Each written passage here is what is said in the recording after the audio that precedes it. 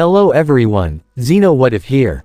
Bring in part 5 of What If Sonic and his friends were in Remnant. Link in the description of the fanfiction of this What If. Listen here YouTube.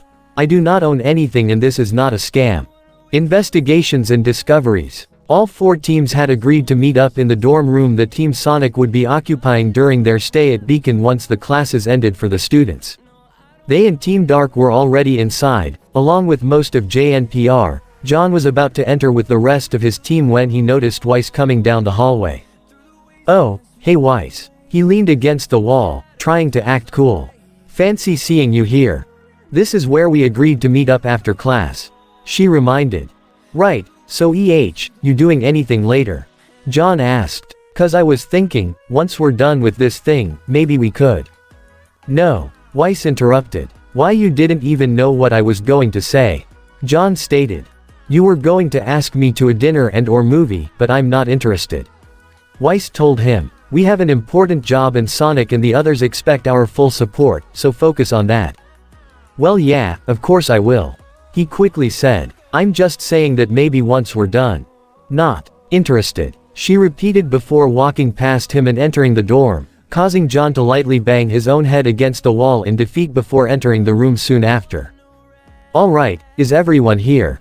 Sonic asked as all 4 teams had gathered together, the students donning their respective huntsman attire and armed with their weapons along with Teams Sonic and Dark. All present and accounted for. Kira replied, today's the day, everyone. The investigation begins. Ruby cheered. Take this seriously, Shadow said to the girl flatly, unimpressed with Ruby's childlike behavior. Hey, we got a plan. Yang stated. That's moderately serious. This only caused the ultimate life form to roll his eyes in annoyance. Right, now onto said plan. Tails, Sonic said to his friend. The young fox pulled out his Miles Electric and pressed a few buttons to generate a holographic map of the entire city of Vale. Thanks to Blake's own experience and intel, we've narrowed down 2 possible places where the White Fang could meet up. One is near the shipping docks, the other in a more slum-like area of Vale. I didn't know Vale had slums. John said. Vale's the only kingdom in Remnant that has its own natural defenses against the Grim, so I imagine a lot of people would rather live here than most other places. Rouge explained. Unless you're rich, then you can live in the floating city of Atlas, but not a lot of people are rich. A tightly compact and overpopulated area of the city would be a logical choice for groups like the White Fang to hold up. Ren pointed out. Agreed, so we'll have 2 groups investigate each area. Knuckles said. Blake, Rouge, and I will take the area near the docks. Janeper and Omega will go to the slums. I should be able to infiltrate one of those meetings with little trouble. Blake added before turning to JNPR and Omega. But if there happens to be a meeting at your location, how do you plan to enter? A walking war machine like Omega will certainly stand out. Ren's a total ninja, Nora said with a grin. He can slip in and out, no problem. In the meantime, Ruby and I will to the CCT to check the Schnee records for any other dust robberies or inconsistencies. Weiss said, seeing I'm the company heiress, it shouldn't be a problem. Be sure you look into what's been going on with the other kingdoms, not just with Vale, even Atlas itself. Amy reminded, this could be bigger than we think, and we don't want to miss anything crucial. I have an old friend on the shady side of town that typically knows everything going on in Vale. Yang said. Getting information out of him shouldn't be too hard. Especially since you have Shadow accompanying you. Sonic pointed out with a knowing grin. Eggman is willing to recruit the White Fang and the likes of Torchwick, it is possible he may have an informant there. Or even this friend of yours could be involved. Shadow himself added. In the meantime, Sonic, Amy and I will scour the city. Tails said. Sonic can comb through the streets in a matter of hours at the most, while Amy and I get a bird's eye view from the cyclone. Great, we'll all meet back up at Beacon tonight to go over what we found. Ruby smiled. However, if any of you run into Eggman, do not engage him. Shadow told the whole group. Contact the others immediately. Right, let's do this. Sonic grinned. Hold it. Rouge raised her hand and stopped everyone from moving out. We should take care of the eavesdroppers first. Before anyone could ask what she meant by that, Rouge briefly flew out the window. Less than a second later, she came back, carrying the shocked Sun and Neptune in her hands and throwing them inside, much to everyone's surprise. Immediately, Omega aimed his machine guns at them. Intruders detected. Safeties removed. Omega looked ready to gun them down at a moment's notice. Whoa, whoa, it's cool. We're cool, Sun exclaimed as he and Neptune both raised their hands in shock. Sun, what are you doing here? Blake questioned. Trying not to get shot. Sun replied. Hold it, Omega. Sonic stood in front of the armed robot. They're not intruders. Were they invited on this meeting? Omega queried. Well, no, not really. Sonic answered. Have you granted them permission to join us?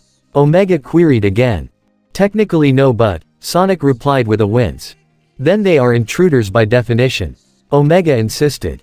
Omega, it's alright, Rouge told her robotic teammate. Monkey Boy was at the docks when we fought Eggman, remember? And the other is a friend of his. RWBY quickly added. We met him a little bit before. They're students from Haven, they're not bad guys. Omega paid one glance to Shadow, who gave a reluctant nod, resulting in Omega lowering his weapons and causing Sun and Neptune much relief. Sun, what are you doing here? Blake asked. We're here to help you guys. Finally getting back at that Eggman guy, right? Sun responded. Do you always make it a habit of intruding on other people's business? Knuckles questioned. Geez, what sort of impression do you have of me? Sun replied. You could have just knocked on the door. Weiss told him irritably. Yeah, that way you wouldn't have been held at gunpoint. Amy added. Where's the fun in that? Sun replied with a grin. It wasn't fun for me. Neptune said. How do you know I was even out there? Sun asked Rouge. I'm usually pretty good at surprising people. My ears do more than frame my face, pal. She told him. As a bat, Rouge's hearing was the most acute out of all her friends and allies. When it comes to spying, you're honestly quite a noob. Hey, look, I just wanna help. Sun said to everyone. What's so wrong with that? Your assistance is not required and unnecessary. Shadow told him. We already have 8 children to manage, we do not need any more. You'll get in the way. What he means to say is, we have enough people to manage this. Pyrrha said in a more understanding tone. We thank you for your wanting to assist, but I think we can handle it. Yeah, sorry Sun, we don't want to get any more friends involved if we don't have to.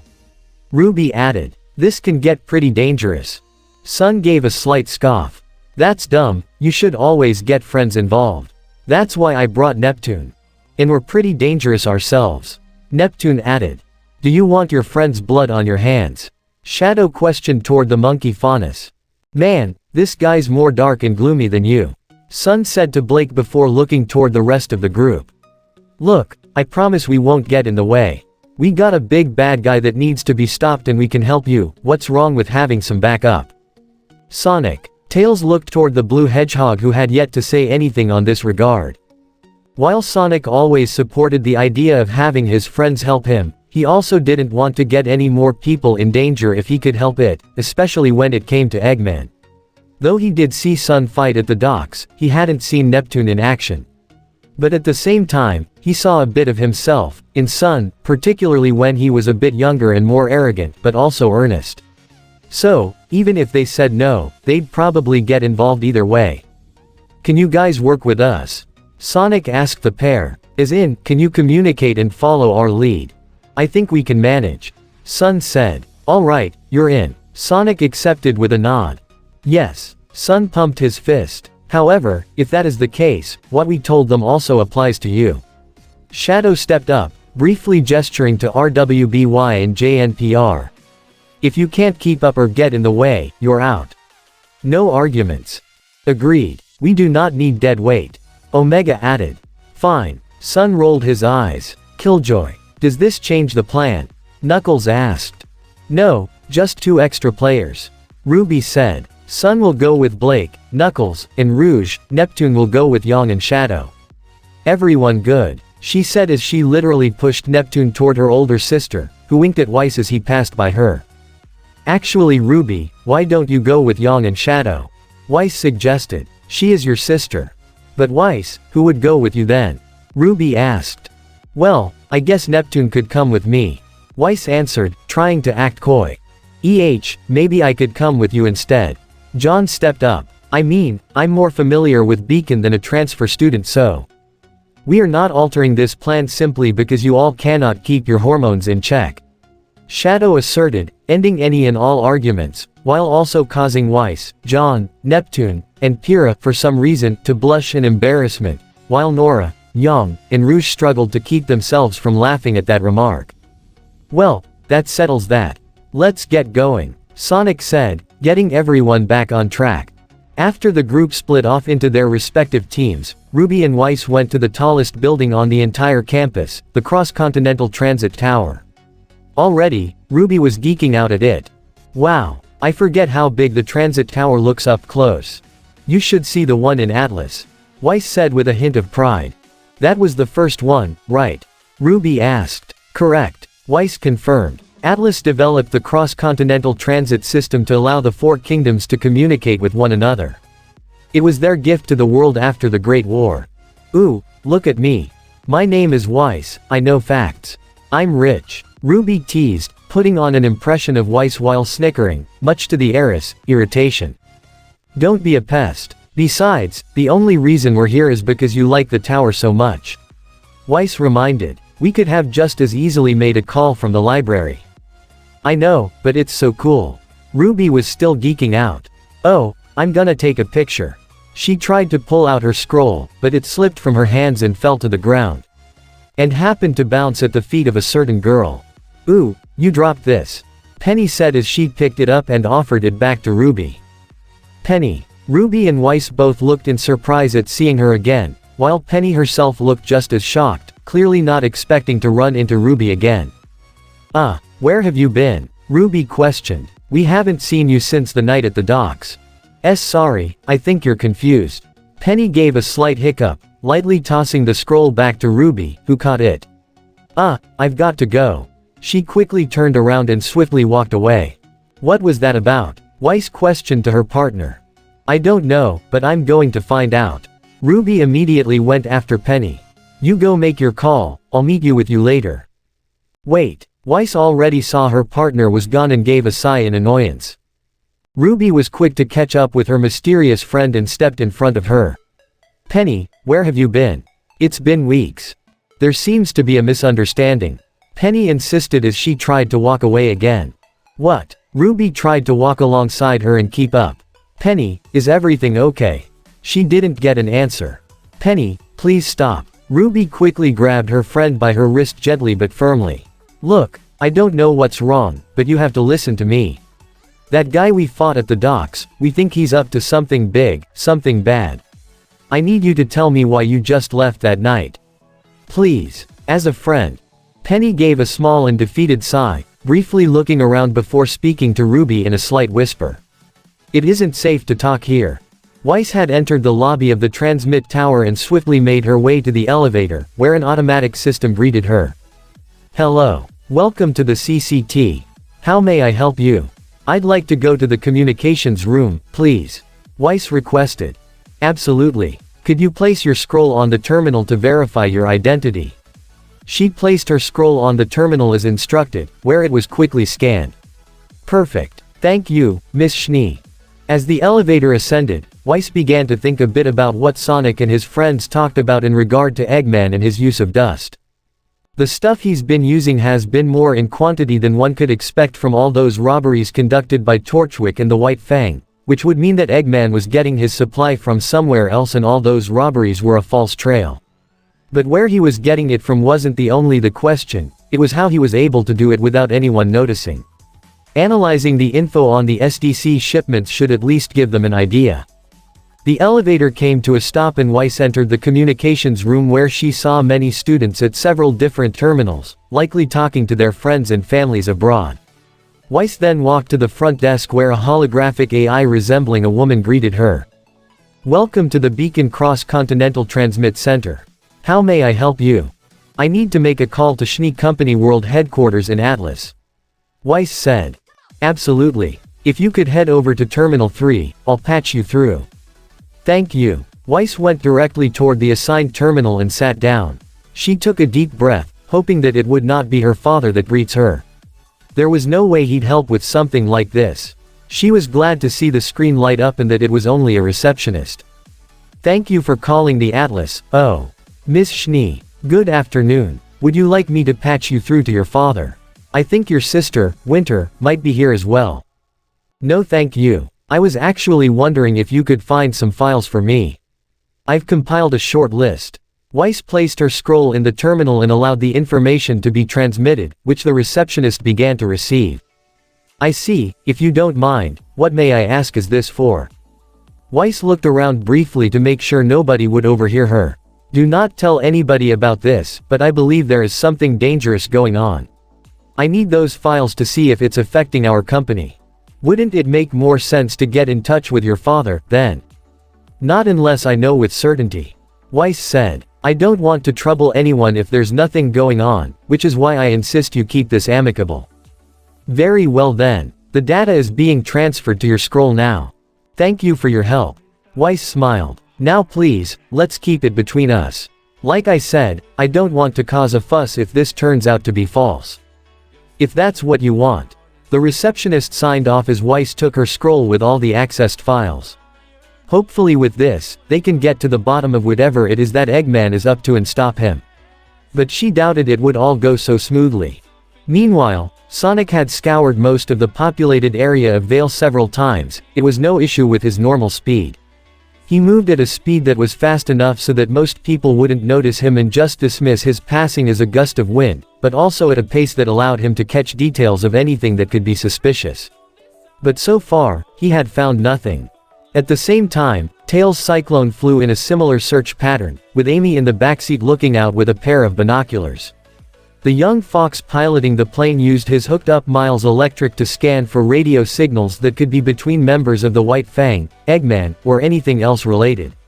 He searched through every frequency, checking for police reports as well. However, just like their fast friend, there was nothing of note to be found. Tails flew his Cyclone toward the top of a building as Sonic sped up to run up the side and meet up with his group. "Anything?" he asked.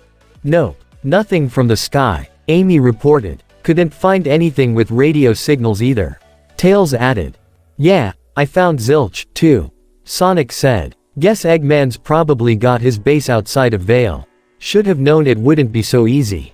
I'm still not used to Eggman of all people being discreet," Amy pointed out. "He hasn't made so much as a peep since that mess at the docks.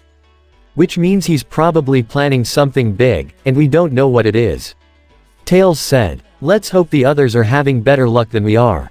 Sonic happened to glance toward the side, noticing a small park where a bunch of people had been gathered for what appeared to be a presentation, one that had several Atlas soldiers in the area.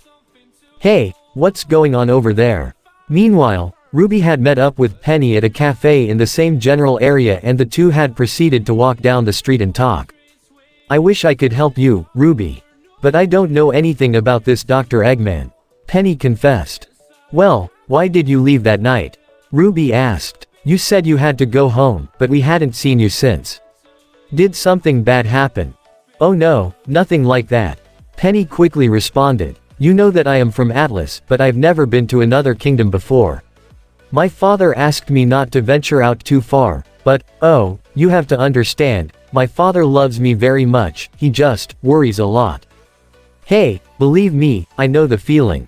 Ruby was instantly reminded of her overprotective father. She knew he loved her, and she felt the same way, but he was quite protective of her and her sister and it did get annoying at times. Penny smiled, happy at finding some common ground with her friend. "But, why not let us know you were okay?" "I was asked not to talk to you," Penny confessed. "Or Weiss, or Blake, or Young, anybody really." "What about Sonic or the others?" Ruby asked. "I was especially told not to interact with them either," Penny said, sounding confused by what she was told. Truth be told, she didn't understand why she was told not to talk to any of them, they all seemed like nice people. "Was your dad that upset with you?" Ruby continued to ask. "No, it wasn't my father." Before Penny could delve further, the pair happened to come across a park where an Atlas military showcase was being held, the very same place where Sonic, Tails, and Amy were at as they continued to watch from the top of the same building. The AK-130 has been the standard security model of Remnant for several years. The holographic projection of General Ironwood announced to the gathered audience. Behind him were 6 robotic figures, the AK-130 models, all standing in front of 2 metallic transports. And they have done a fine job, wouldn't you agree? Wouldn't you agree? As the audience clapped, the AK-130 robots gave formal bows. But the Kingdom of Atlas is a kingdom of innovation. Ironwood continued. And, fine. Well, that's just not good enough, is it? The transports opened to reveal 6 new robots. They had white outer shells with black face plates and seemed much sleeker and more advanced than the AK-130 models. Presenting the Atlesian Knight 200, Ironwood announced as the AK-200 models knocked down their deactivated predecessors. Whoa, Sonic looked in surprise as Tails and Amy gave their undivided attention. Smarter, sleeker, and admittedly, a little less scary. As Ironwood said that, the robots made all sorts of cool poses such as flexing their muscles, or pointing to the audience in a friendly fashion. These models will become active later this year, but they won't be alone. Now, the Atlesian military has always supported the idea of removing men from the dangers of the battlefield. However, there are still many situations that require a human touch. RWBY found herself drawn in by the demonstration as well, much to Penny's concern as she, for some reason, felt a tad uncomfortable. So, our kingdom's greatest minds in cooperation with the Schnee Dust Company are proud to introduce the Atlesian Paladin. The hologram of Ironwood was replaced with an even larger hologram of a large and heavily armed mech suit that easily dwarfed the robots present. Now we couldn't have any of them here for you today, but these mechanized battlesuits will be seen defending the borders of our kingdom within the year. So, they got robots and their own mech suits. Nice. Sonic grinned. The design looks very impressive for both. Tails looked quite impressed. I'd love to get a closer look at each of them. Maybe if you ask old James nicely, he might just say yes. Sonic said to his friend. We do got Atlas equipment coming in for your little plasma dust project. It all does look pretty cool, but Amy seemed a bit unsure. Doesn't it feel a little familiar to you guys? What do you mean? Sonic asked. The Atlas military feels a lot like GUN back in our world. Amy replied. Primarily how they're both the only big military force that oversee the whole planet. Technically speaking, GUN has a lot more free reign in our world, while the Atlas military only has that in their kingdom and are on a bit of a leash with the others. Tails said. But I do see your point, they are kinda similar. Yeah, in fact that Paladin does look a bit like those walker things GUN has too. Sonic added. In fact, Ironwood himself kinda seems similar to Commander Tower. Amy said. And I'm sure Shadows noticed it too.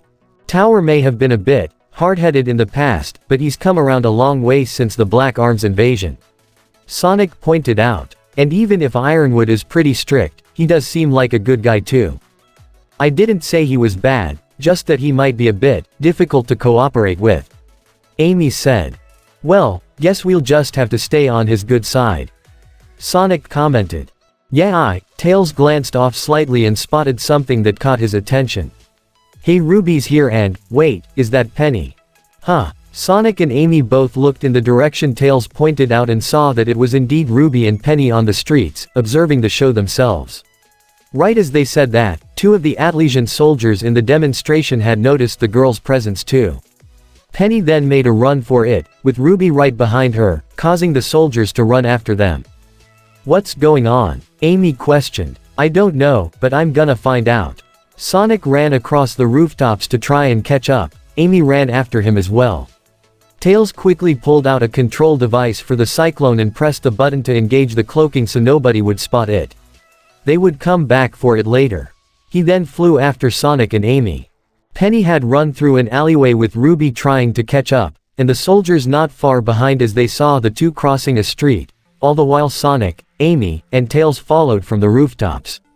But as the 2 soldiers tried to cross, one almost got hit by a car. Though the driver was able to slam on the brakes in time, it did force both to stop and slowed them down for a brief moment before running after the girls again.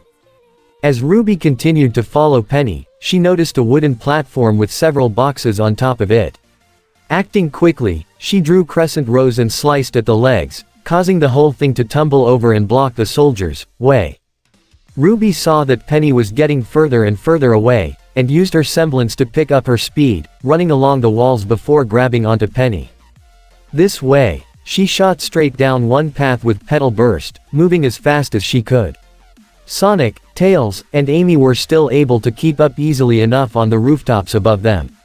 However, RWBY was beginning to lose control, going too fast with her semblance and not being used to carrying someone while it was active. This caused her to trip up and accidentally drop Penny before bouncing out onto the open street, where a large truck was about to hit her.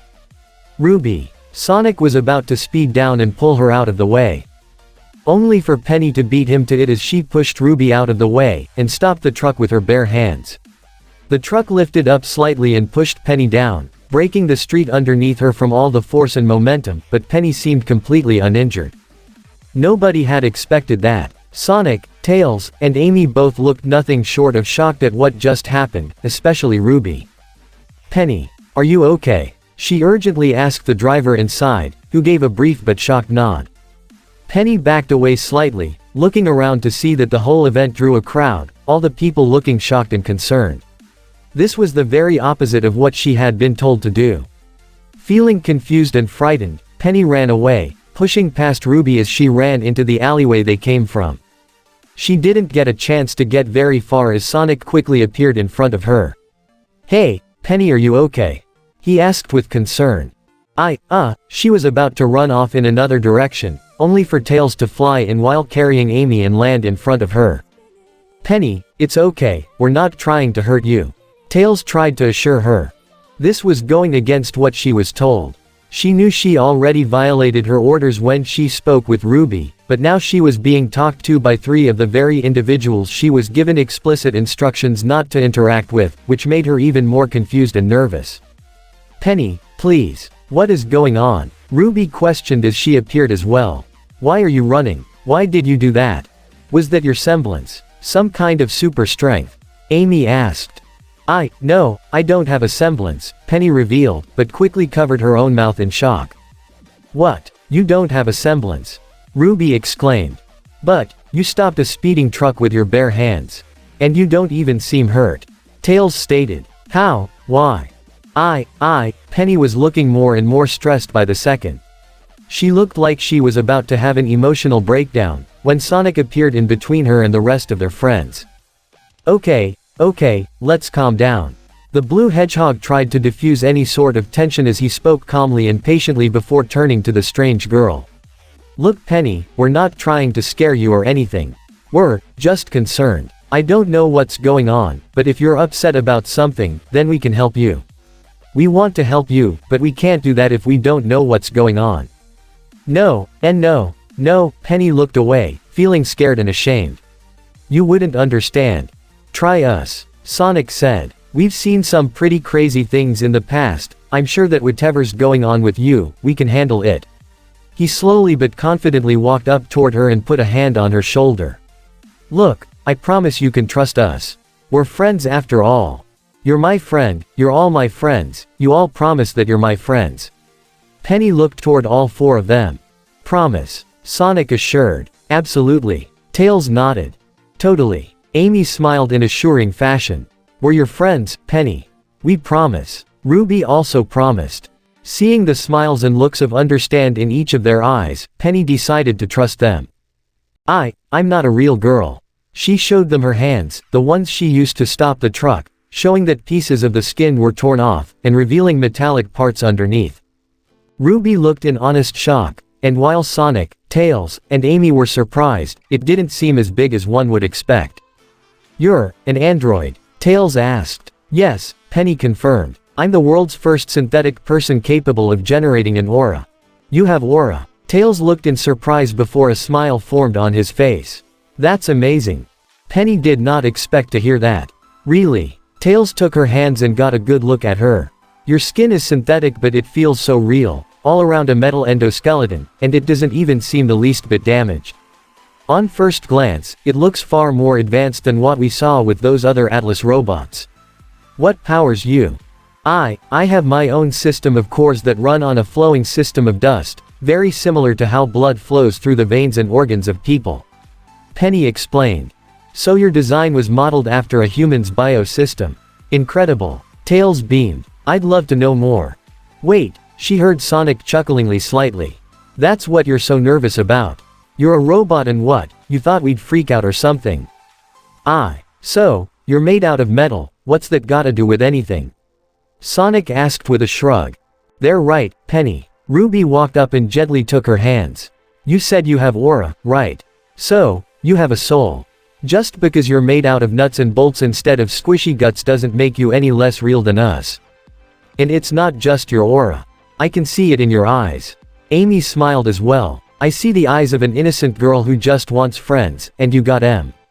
You got all of us. I don't, you're all taking this, extraordinarily well, Penny noted. Sonic gave a playful scoff. Like I said, we've seen some pretty crazy stuff. A robot girl isn't all that surprising in comparison, really. And we're not xenophobic with robots either. You met Omega, right? Tails reminded. We consider him a friend. I also knew another robot like that, just like you, he had a soul and a heart all his own. Amy smiled reminiscently, a slightly sad look formed in her eyes as she remembered E-102 Gamma and how he made the ultimate sacrifice. You're not like those robots we saw back there, or all the ones that Eggman made. RWBY assured. You're a person to us. All the people that we've met, all of our friends, they're all different in their own way, but our differences also make us special. Sonic said with a genuine smile. And you are our friend, Penny. Penny would honestly cry if she had tear ducts, but she pulled all four of them into a hug that was strong enough to squeeze the air out of all of them. Oh, RWBY, Sonic, Tails, Amy, you're all the best friends anyone can have. Wow, good grip there, Sonic winced. I can see why your father would want to protect such a delicate flower. RWBY also winced as Penny let them all go. Oh, he is very sweet. I'm sure you would all just love him. Penny beamed. Was he the one who made you? I'd love to meet him sometime. Tails said. You may get your chance.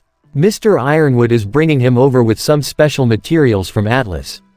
Penny revealed. The general? RWBY asked in surprise. Was he the one who told you not to talk to us? Is that why those soldiers were after you? They like to protect me too. Penny beamed. Got a funny way of showing it. Sonic said. We saw that you can handle yourself pretty well, combat ready and all that. Mr. Ironwood isn't quite sure I'm ready yet. Penny said. But, I would certainly like to help you in any way that I can. Maybe if we all speak to Mr. Ironwood, I can help you in fighting that dangerous Dr. Eggman. Tails looked in serious thought for a moment there. I don't know if that's a good idea.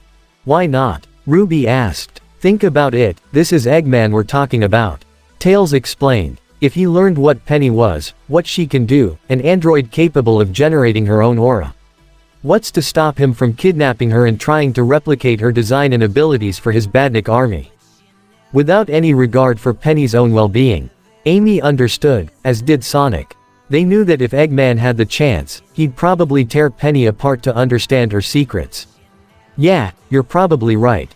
I'm sorry Penny, we appreciate the help, but I think it's best you stay away from Eggman. Tails said. Oh, well, I thank you for looking out for me and wanting to protect me. Penny still smiled. You really think Eggman would tear her apart? RWBY asked Sonic with genuine concern for her friend's well-being. Oh yeah, no hesitation. Sonic confirmed seriously. He can be really ruthless when he wants to be. Well, I was told that it would be my job to one day save the world. Penny informed. I still have a lot left to learn. Hold on a sec, save the world? Amy asked. But not from Eggman. Are you being prepared to fight the Grimm or something? Well, Mr. Ironwood did say the Grimm would be involved but, Penny answered.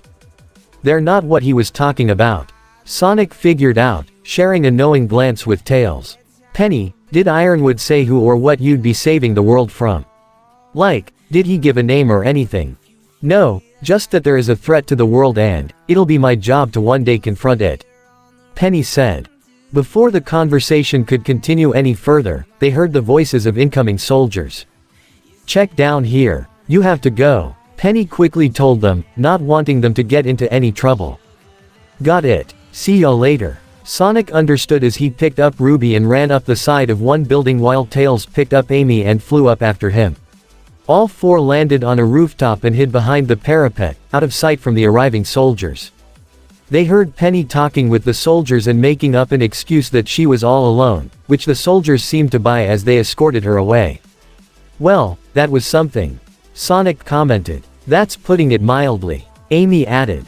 Ruby looked away slightly. "Before, you said that there might be somebody else involved with Eggman. Do you think it's who Penny was talking about? This thing she's supposed to save the world from?" "Maybe, but we don't have any proof to confirm or deny it," Tails said. "But this does confirm that something else is going on here. And Ironwood's in the middle of it, but, is he the only one?" Sonic remembered Ozpin saying that he considered the general a friend of his. It made him wonder if Ozpin was also involved in all of this. And if he is, why keep it a secret? Why not tell them? "Sonic," Amy asked as she and Ruby both looked toward him, wondering what he was thinking. "Let's get back to what we're doing," he said. "If we find something, it might shed some light on what's going on. You three get back to the Cyclone and pick up Weiss from Beacon. I'll do one more sweep around the city to make sure."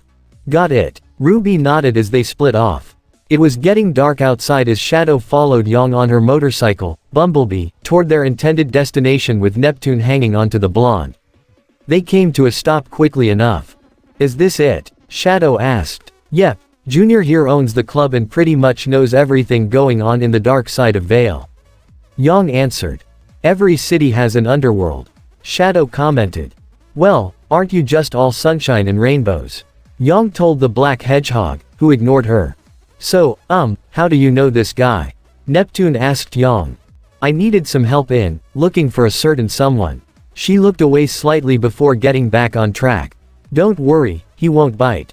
Just follow my." She turned to try and speak to Shadow, only to find that he was already gone. The ultimate life form heard the booming music even as he walked through the halls that would lead the club.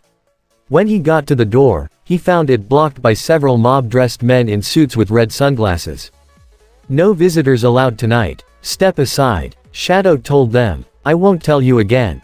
"Oh, and what are you gonna do if we don't, Faunus boy?" One of the guys mockingly tried to poke his nose, only for Shadow to grab his wrist and twist it the wrong way, causing him to yelp in pain before he was thrown at the door, forcing it open as Shadow casually walked into the club.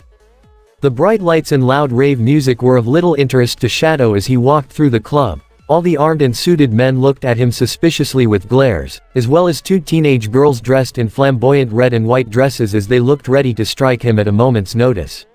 Shadow's eyes then set on a man at the bar, who appeared to be the one in charge.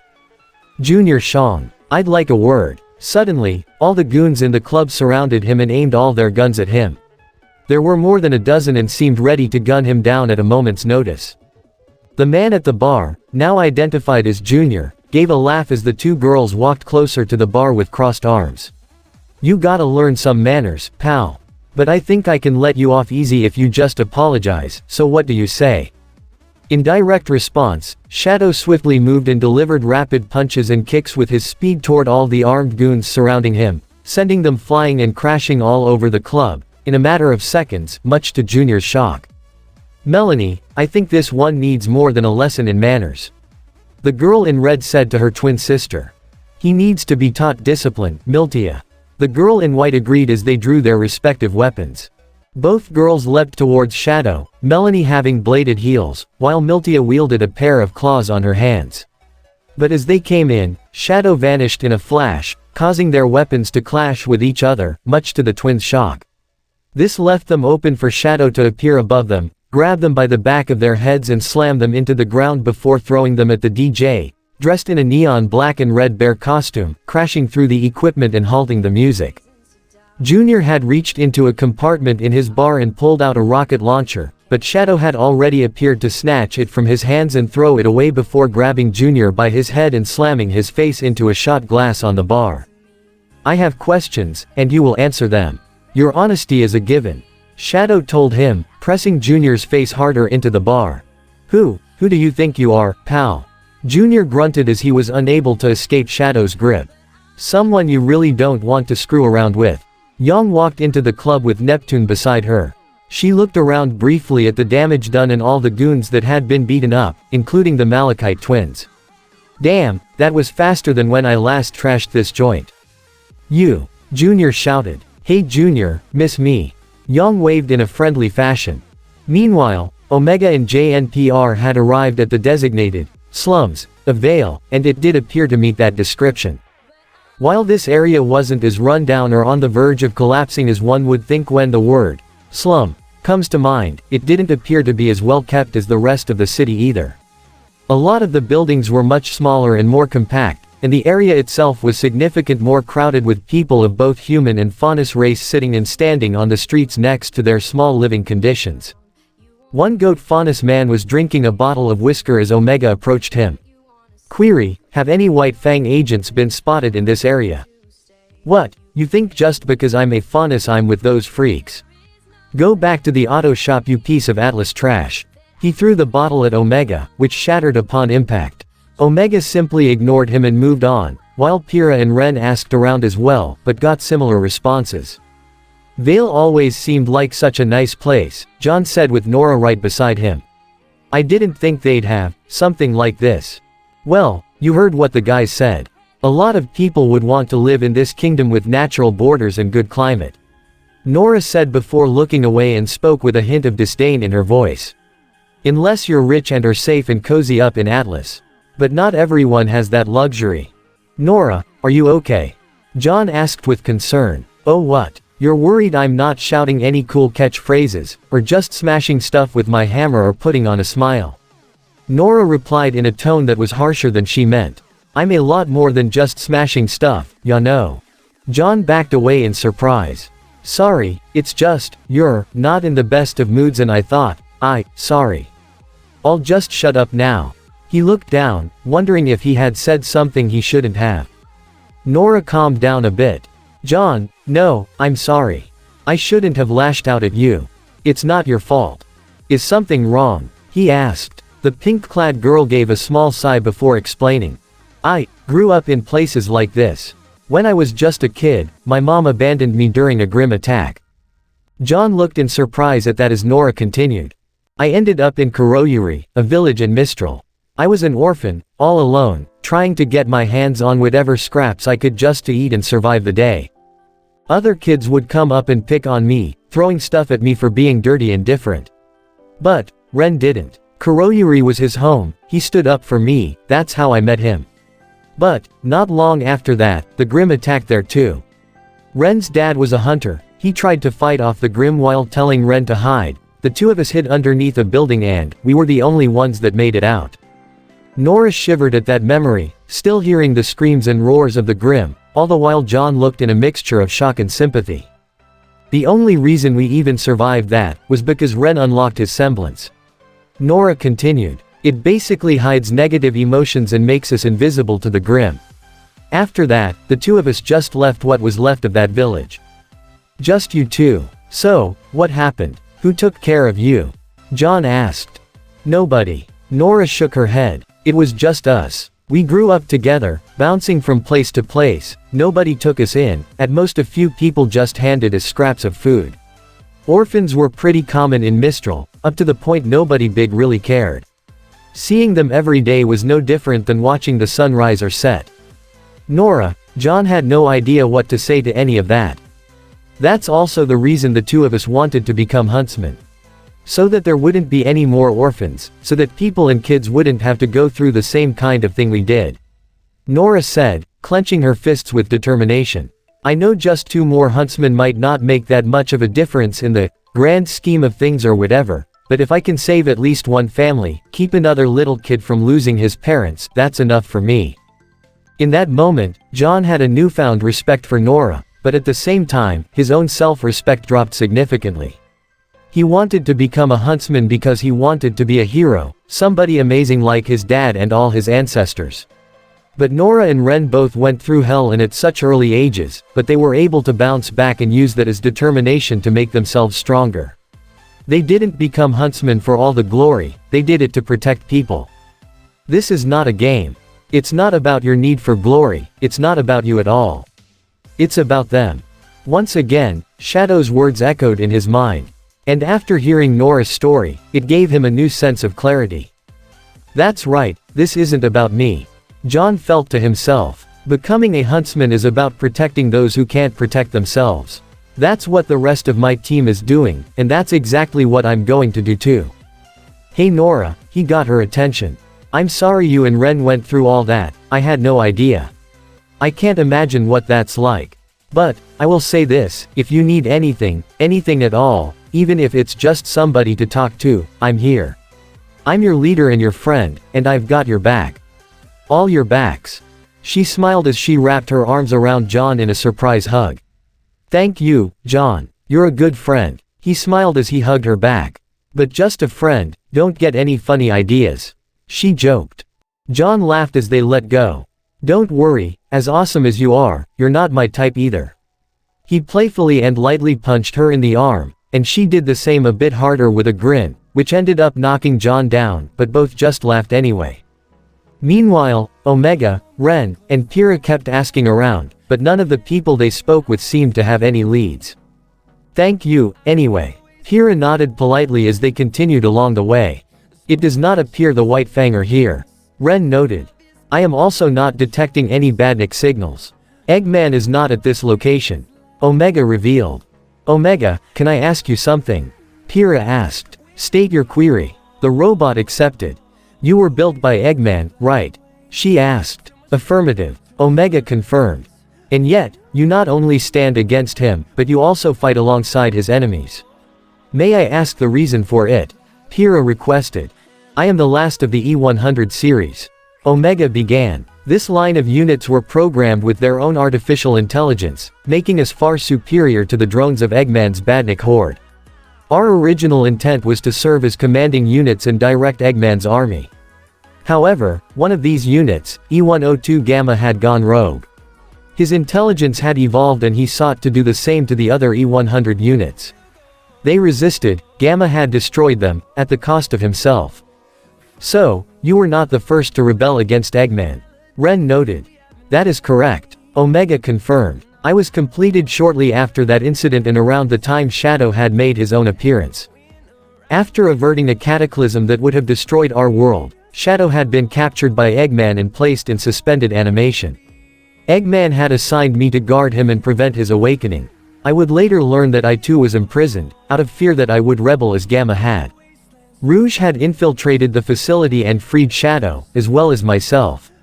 I vowed revenge, and now I fight alongside Shadow and the rest of Eggman's enemies to see to Eggman's destruction. I see, Pyrrha seemed to understand. Ironic, the very reason he imprisoned you is your reasoning for rebelling against him. Ren said. Were there any other robots that rebelled? Pyrrha asked with curiosity. 2 other units have been confirmed. Omega answered. One is a unit designated General, currently residing in our world. The other is Metal Sonic. That robot double of Sonic that he had warned us about. Pyrrha recalled. Affirmative. Omega confirmed once again. I remember Sonic saying how he is the most dangerous of Eggman's robots. Ren said. I am the strongest of the E100 series. However, Metal Sonic is not to be underestimated. Omega warned. When he first rebelled, he had taken over the entire Eggman Empire and almost succeeded in conquering our world. It took the combined efforts of myself, Sonic, Shadow, and all our allies, as well as the power of the Chaos Emeralds to defeat him. That took Ren and Pyrrha by surprise. It seems this Metal Sonic may be even more dangerous than Eggman himself. Pyrrha said. Even in his base form, Metal Sonic can match the speeds of Sonic as well as Shadow. Caution is advised should we face him. Omega informed. No arguments here, Ren said. At the same time, the team consisting of Blake, Knuckles, Sun, and Rouge had searched the area by the docks and had found what they were looking for. A white claw mark had been drawn on the side of one building and Blake knew its significance. This is it, she said to the group. To confirm it, they looked around the corner to see 2 Faunus led in by one individual guarding the entrance, likely a White Fang member dressed in casual clothing. How we gonna get past the guy? Sun asked. I'm on it. Rouge picked up a small pebble from the ground and threw it at a nearby trash can, getting the guard's attention. As he went to inspect it, the 4 of them quickly and quietly went in and through the door without the guard even noticing. Once inside, Rouge pulled out 3 grim masks and handed 2 of them to Sun and Blake. Here, you're gonna need these. Do I wanna know how you got those? Knuckles asked rhetorically, knowing she stole them. Rouge only responded with a grin. I don't get it. If you believe what you're doing is right, why hide who you are? Sun asked. The masks are a symbol. Blake explained as she took off her bow to reveal her cat ears. Humanity wanted to make monsters out of us, so we chose to don the faces of monsters. And that's when they started to use fear as a weapon. Knuckles assumed. I'm guessing that's when they lost their way. One of many things, Blake replied. But it was also the people in charge that took it in that direction, such as the guy who came up with the masks. Hold on, there are 3 masks, but 4 of us. Sun said, quickly counting. We're not Faunus, so Knuckles and I will stand out pretty easily. Rouge said, especially since they're working with Eggman and probably know what we look like. Do you have a plan then? Knuckles asked. Oh yes, and you're gonna love it. Rouge grinned teasingly. The group entered the main area where the meeting would start. Already there were many White Fang agents, along with some new recruits who wore casual clothing with their grim masks. Blake and Sun both had their own masks as they walked in, alongside a figure clad in a hooded robe that covered both Knuckles and Rouge. The latter rode on top of the former's shoulders as he walked while she wore the mask and kept the hood over the rest of her face. Not one of your most subtle plans, Rouge. Knuckles commented. And why am I on the bottom again? Hey, rock paper scissors, I won fair and square. Rouge said. And I still don't understand how something as weak as paper can beat something as strong as rock. Knuckles stated. Hey, keep it down. Blake told them as they managed to infiltrate the crowd and made their way closer toward the stage, where an upper-ranked member of the White Fang stepped forward and spoke up. Thank you all for coming. For those of you who are joining us for the first time tonight, allow me to introduce to you a very special comrade of ours. Already he has given us great gifts, and I can assure you, he is the key to obtaining what we fought for so long. In that instant, several spotlights had shined down on the stage as a trapdoor at the bottom opened, where Eggman appeared, ascending via an elevated platform as he gave a formal bow to the audience. Eggman. Knuckles glared, while Blake clenched her fists at the very sight of him. But it wasn't just him. Torchwick and Neapolitan hung by the side on the stage as well, while Metal Sonic remained hidden from most eyes on a walkway near the ceiling, observing the entire crowd. Thank you, thank you. Yes, I am thrilled to hear tonight, ladies and gents. Eggman said, even though he was quickly met with a less than happy reception from many of the Faunus newcomers. What's a human doing here? Now, no need to lump me up with them. Eggman began. Believe it or not, we all have much in common, primarily how superior we are. I might be human, but my vast genius makes me a mark above those humans who wanna put you in cages or the slaughterhouse. Let me ask you all something, why is it that humanity is so determined to keep you under their heel? Is it because they think they're the ones in power? Or that you're more akin to animals? No, that's not it at all. It's simply because the Faunus are better. Many of you have gifts that humans can only wish for. Night vision, enhanced senses, stronger durability and mobility. I'd wager if you were allowed to evolve further, many bird-based Faunus might even develop the natural ability to fly. And you don't even need semblances. Humanity knows this, and they're afraid. They're afraid you'll be at the top spot, so they want to keep you down as much as possible, but I'd rather not see such potential go to waste.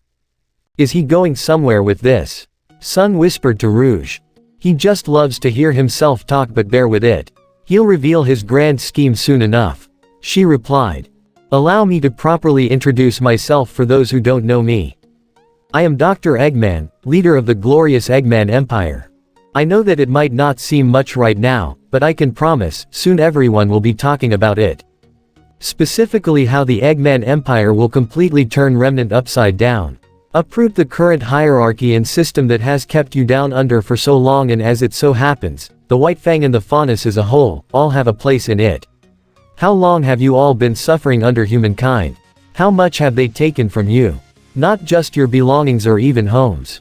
How many of your friends and family have been butchered at their hands just for being different? That earned an angry uproar from the audience. Several people, including current White Fang agents, have apparently lost loved ones at the hands of humans. Well, things might only get worse from this point forward. Eggman continued. Did you know that Atlas has been making some pretty new toys? See for yourself. He pulled out a remote and pressed the button. undoing the cloaking field that covered an Atlesian paladin on the side of the stage, causing many in the audience to look in surprise, even the disguised heroes. "That's a big robot," Sun winced. "We've seen bigger," Rouge commented. "That's not one of Eggman's," Knuckles said seriously. "If it's from Atlas, how did he get it?" Blake asked.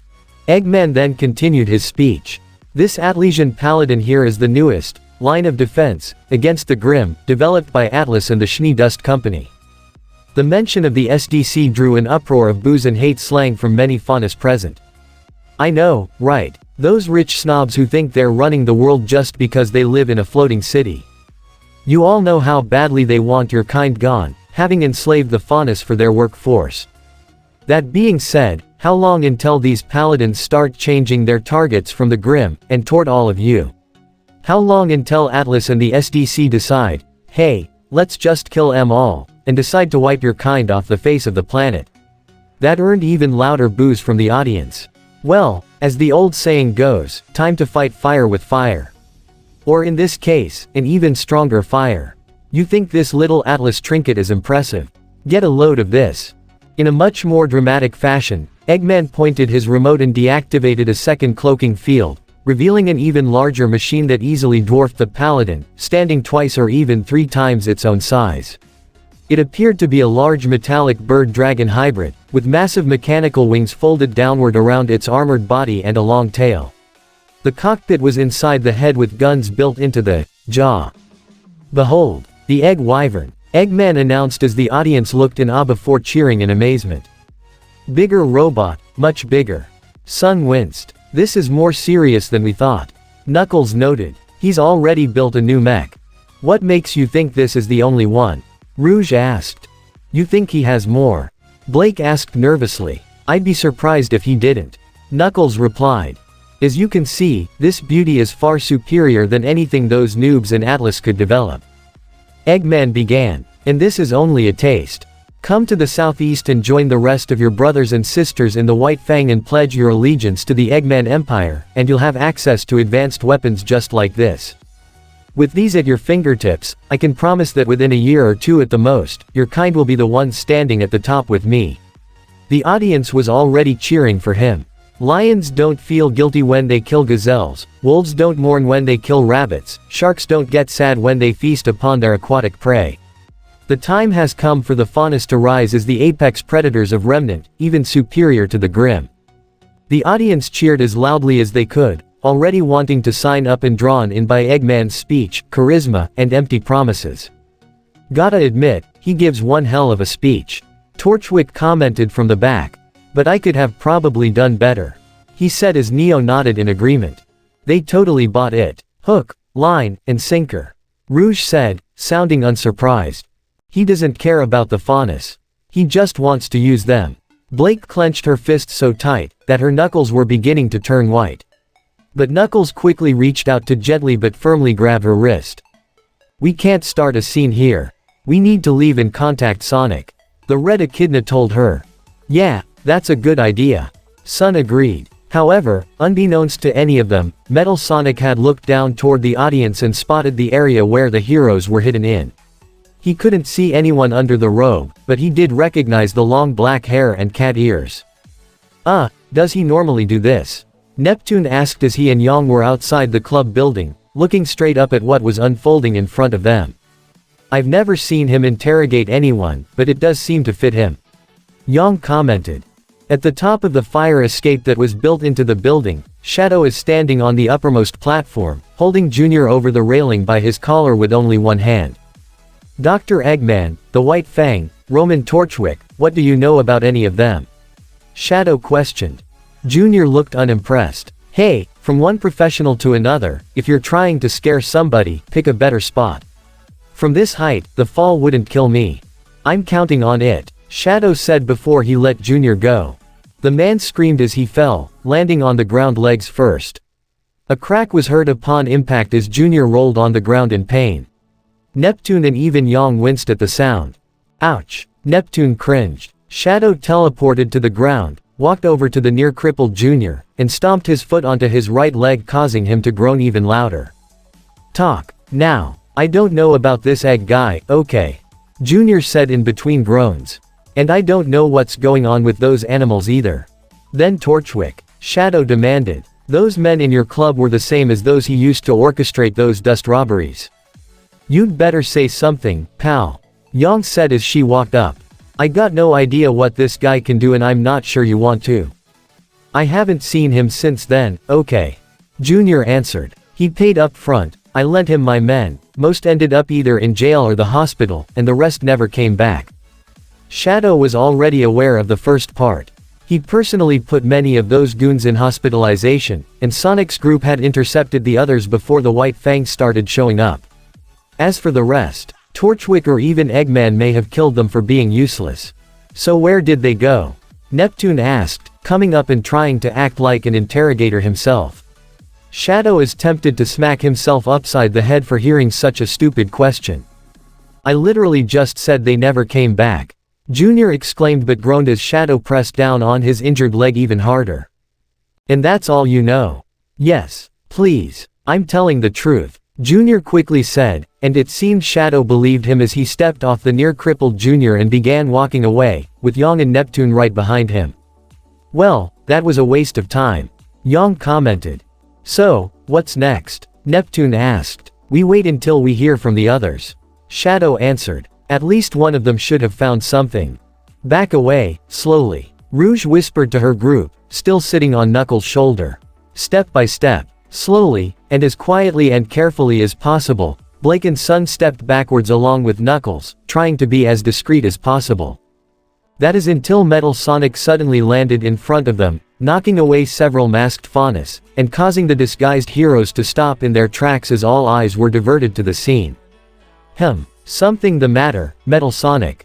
Eggman asked his most prized creation. In one swift motion, Metal removed the robe from the figure in front of him, revealing Knuckles with Rouge on his shoulders to everyone present. Crap. Knuckles acted quickly as Rouge leapt from his shoulders, allowing the echidna to slam his fists onto the ground and create a shockwave that blew away many of the surrounding White Fang. However, Metal had activated his black shield to protect himself, just as Blake, Sun, and Rouge leapt into the air to avoid getting caught in the shockwave. While airborne, Blake spotted a breaker box, and quickly shooed it to knock out the lights in the warehouse. Get out, now! Blake exclaimed as she and Sun used their natural night vision to get toward the nearest window and break through it, escaping to the outside with Rouge flying right behind them. Knuckles then smashed his way through the wall and ran to catch up to them. As the four ran, or flew in Rouge's case, as fast as they could, Knuckles tried to get in touch with his teammates. Sonic, do you read me? He exclaimed, accessing his communications. I hear ya, Knux. Did you find Eggman? Suddenly, a larger hole was blasted through the side of the warehouse as Torchwick, operating the stolen Paladin, gave pursuit with Metal Sonic flying out after them as well. But what really caught their attention, was the now fully active egg wyvern that broke its way out from the roof of the warehouse, the metallic beast giving a mechanical roar as it flew after the fleeing quartet. No, more like he found us. Painting the town red and blue. The four of them were able to give their pursuers the slip and find a brief hiding spot in a sewage pipe just outside the docking warehouse from where they escaped from. But it wouldn't be safe for them much longer. Wait, what's going on? Sonic questioned over the comms. There's a robot, and a bigger robot, and a smaller robot chasing us. We need help, Sun exclaimed. Give me that. Rouge took the scroll from Sun's hands and spoke into it herself. Eggman has a new dust mech, one that can fly. He's looking for us, and he's got Metal Sonic and the Torchwick Looser in an Atlas mech hunting us down. We found some shelter, but we can't stay here forever. We need a more open space where we can fight and not endanger any civilians.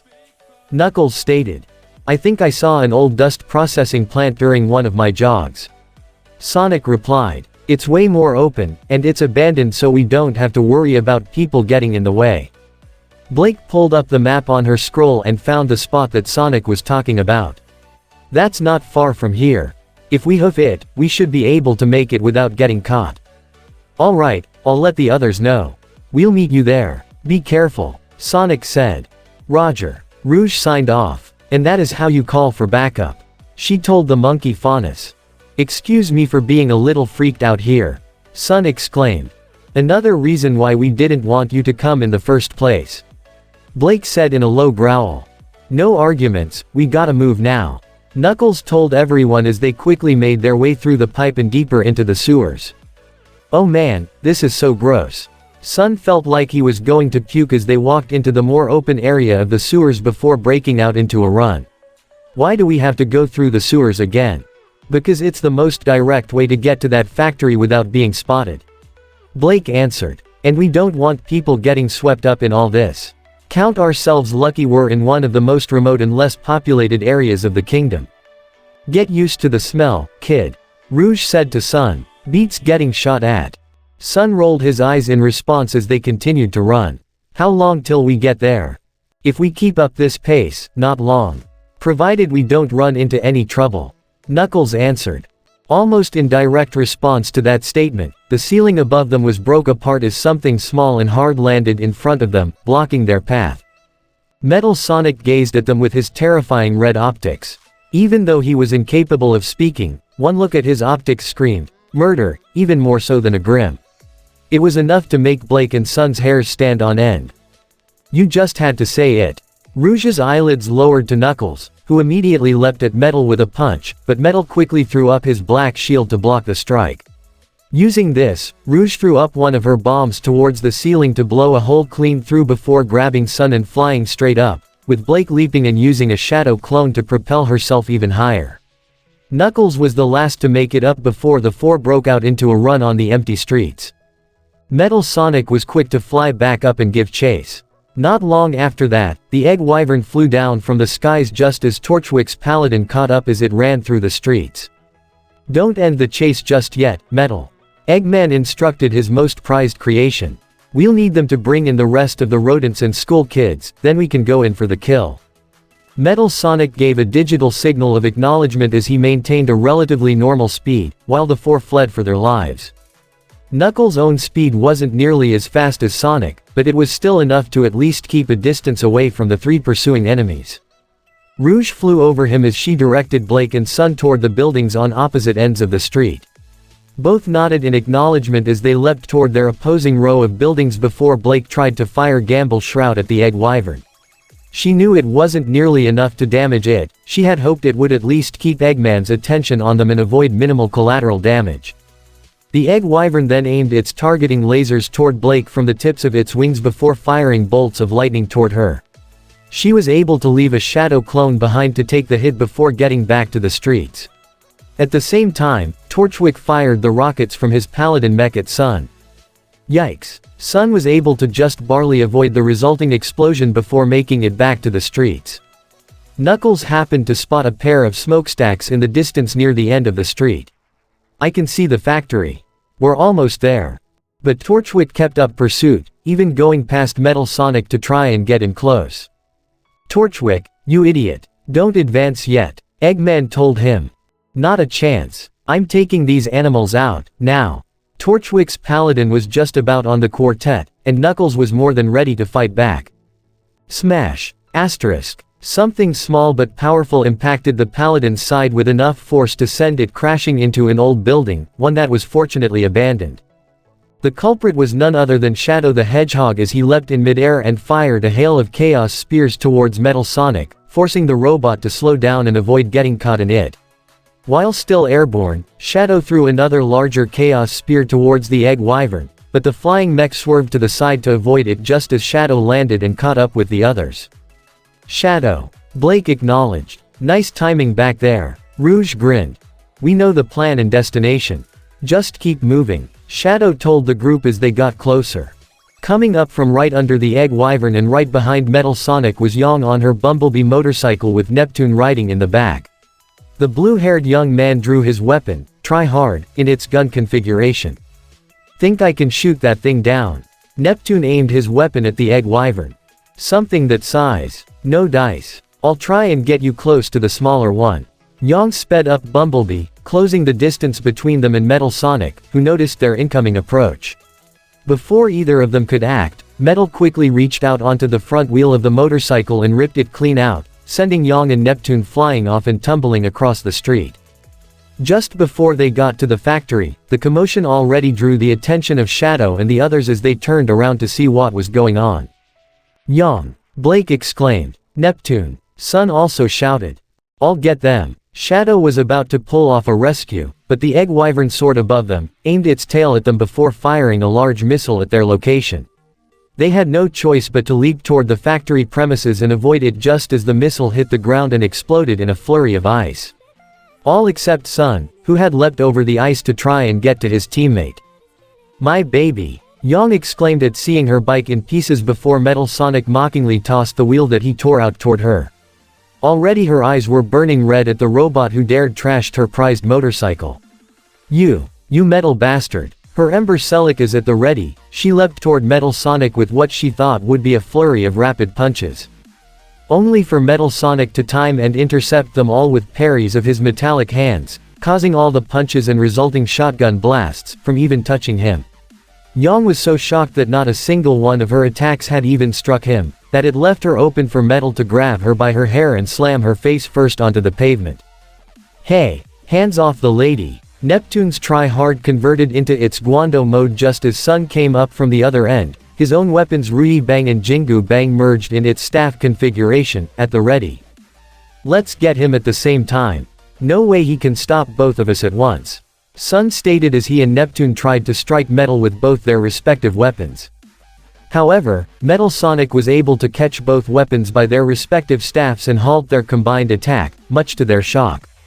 Before they could even react, Metal flew straight up into the air, well above the rooftop level, at least 40 feet airborne, with both Sun and Neptune dangling from their respective weapons that Metal kept a firm grip on.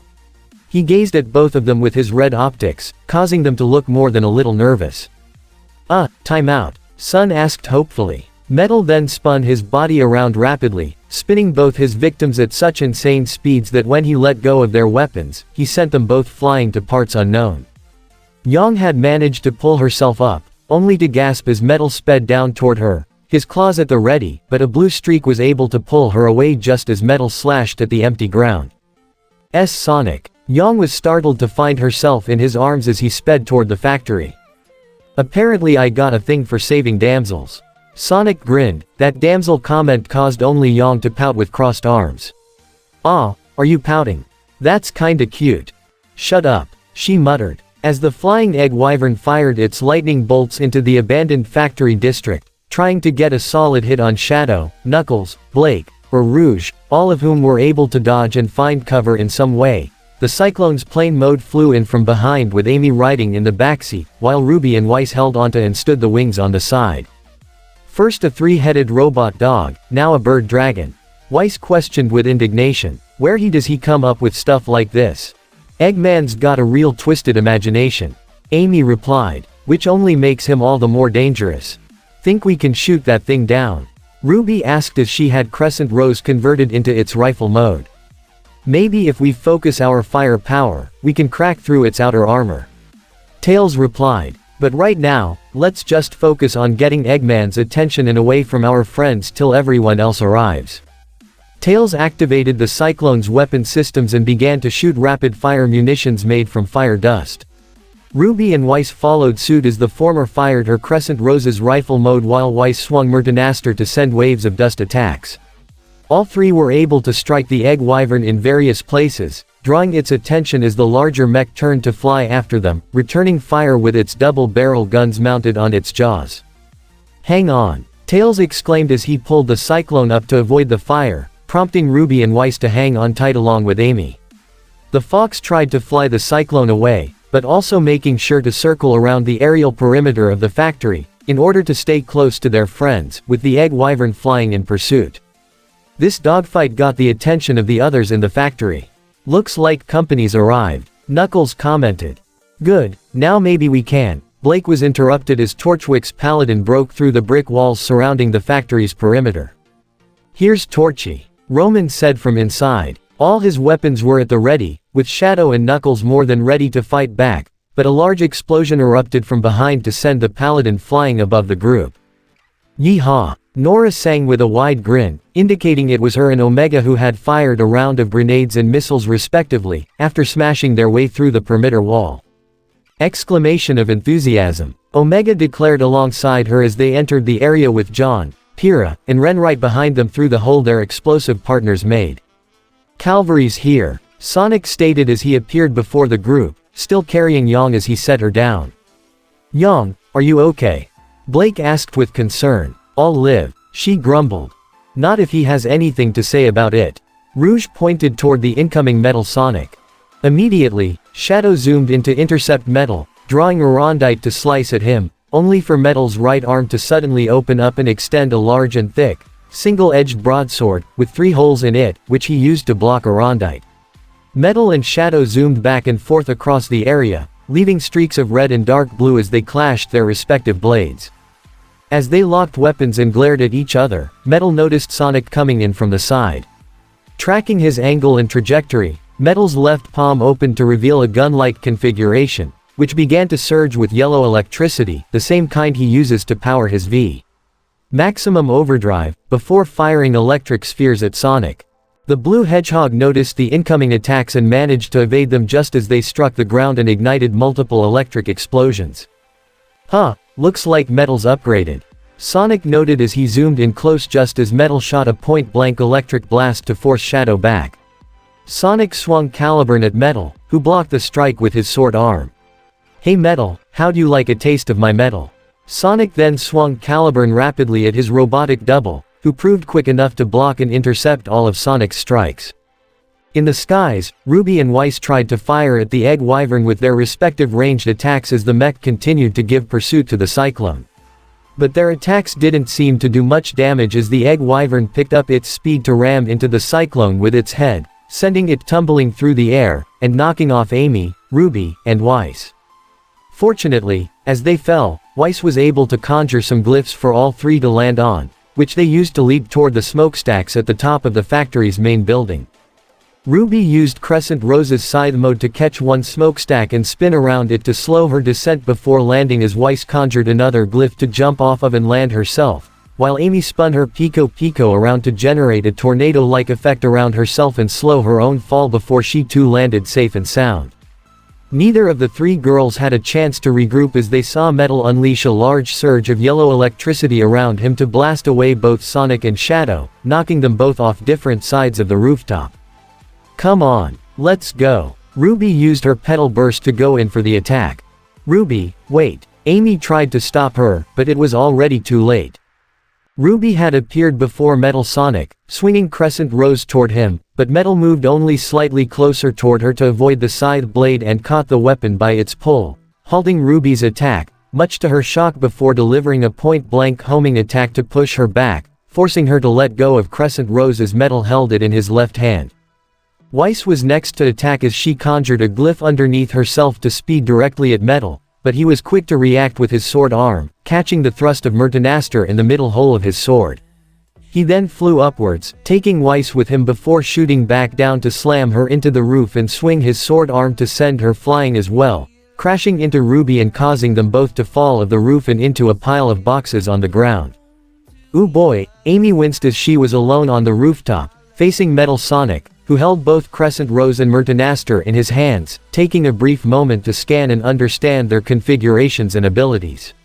When he looked for Amy, he only then noticed she was gone. The pink hedgehog was already on the ground. Help the girls up. RWBY, Weiss, are you two okay? Yeah, I think so. Weiss shook the cobwebs from her head. Did he just steal my Crescent Rose? RWBY exclaimed in surprise before her look became one of anger. He just stole my Crescent Rose. Suddenly, Metal appeared in front of them, both stolen weapons still in hand, causing Amy and Weiss to look nervous, while RWBY pointed to him in accusatory fashion. Hey, get your own cool weapon. That one's mine, she shouted at Metal.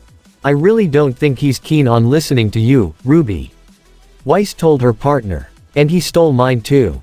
Before Metal could make a move to attack, Omega had appeared to unleash his rapid-fire machine gun at his fellow robot, only for Metal to protect himself, and his stolen weapons, with his black shield. Nora and Knuckles appeared from behind just as Omega ceased firing, prompting Metal to drop his shield. Nora tried to bring Monhill down onto him as Knuckles swung one of right Galatine blade from the side. But Metal had parried Knuckles' blade strike with Murtinaster in one hand and caught Monhild just below its mallet with the curved side of Crescent Rose, all without even turning around. He then spun his body around rapidly, accessing the fire dust within Murtinaster to create a ring of fire to push both Knuckles and Nora back. Blake and Ren both leapt over Omega, pulling out their weapons of Gamble Shroud and Storm Flower in their gun configurations and shot at them alongside Omega. But Metal Sonic zoomed directly at them, avoiding most of the fire before unleashing his sphere of yellow energy around himself to shock and blast back Omega first. Blake and Ren tried to swing the blades of their weapons at close range, but Metal parried each of them easily with his stolen weapons before catching Ren by his leg with Crescent Rose and slammed him into Blake. Pyrrha had suddenly appeared, having run on the brick wall of the perimeter next to Metal and leapt in front of him, drawing her sword and shield of Milo and Akoo, going on the attack, with Milo, which Metal parried and blocked with the pole of Crescent Rose before thrusting Murtinaster at her, which she blocked with her Akoo shield, just as she planned. With their weapons locked, Pyrrha channeled her polarity semblance through her sword and shield and was able to fling Crescent Rose and Murtinaster from Metal's hands. However, this only left her open for Metal to seize her by the throat and fly towards the building, slamming her into the wall. He pinned her there with one hand to the throat and used his other to punch her rapidly into her gut. His attacks were halted as Shadow slammed into him from the side, forcing him to let go of Pyrrha and send him crashing and rolling across the ground before recover. "Thank you, Shadow." Pyrrha tried to stand. RWBY and Weiss had already recovered their weapons as the former looked in complete and utter surprise at how fast Metal was recovering. "That robot just threw us all around like rag dolls," she stuttered, feeling more than a bit nervous. "Took mine and Weiss' weapons, knocked back most of our teammates, all by himself." Even Weiss looked a bit nervous herself. The fact he overpowered Pyrrha, Knuckles, and Omega so quickly was crazy enough, but the fact he was able to match Sonic and Shadow together was terrifying. They were not exaggerating. Metal Sonic might truly be the most dangerous robot in Eggman's army. Weiss said as a drop of sweat fell down her face. At the same time, in another area of the factory's perimeter, Torchwick's Paladin had already recovered as it was gunning toward Yang, who tried to fire her shotgun shells from Ember Celica at it, but it barely slowed Roman down as he closed the distance. John quickly rushed in with his shield and tried to activate his aura, but the Paladin's impact sent both the blondes rolling across the ground. Torchwick grinned from inside his cockpit, ready to finish the pair off. "Hey there." Rouge's smirking face suddenly appeared upside down on the screen, causing him to yelp in surprise. Outside, the white bat was hanging upside down by her bladed heels at the top of the cockpit. She crossed her purple heart's blades together, linking the hearts together before flashing a bright light that briefly blinded Torchwick, even inside the Paladin. "Ah, I can't see." Rouge used this as her chance to fly in, pick up the recovering John and Yang and get some distance. "How did you do that?" John asked. "I put a little flash bomb inside my weapon. Handy for quick getaways," she briefly explained. In the sky, the Egg Wyvern continued its aerial pursuit of the smaller cyclone, firing blasts of fire dust from its jaw-mounted turrets as well as lightning bolts from its wings, which Tails was barely able to roll around and dodge. As they flew closer to a set of smokestacks on the roof, they failed to notice a streak of blue moving up the building and up the smokestack before leaping off straight towards the head unit of the Egg Wyvern, striking it multiple times with rapid homing attacks, to disorient it before the attacker landed on the wing of the cyclone. "Sonic." Tails smiled. "Tails, get us down and with the others. We gotta regroup and get organized," the blue hedgehog instructed.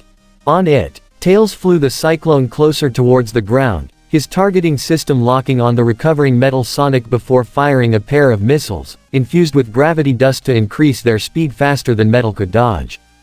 He activated his black shield just as the missiles hit, unleashing a pulse of gravity power that knocked the shielded Metal Sonic up in the air and away from the group as Team Sonic, RWBY, Dark, and JNPR regrouped around each other with the cyclone hovering just slightly off the ground.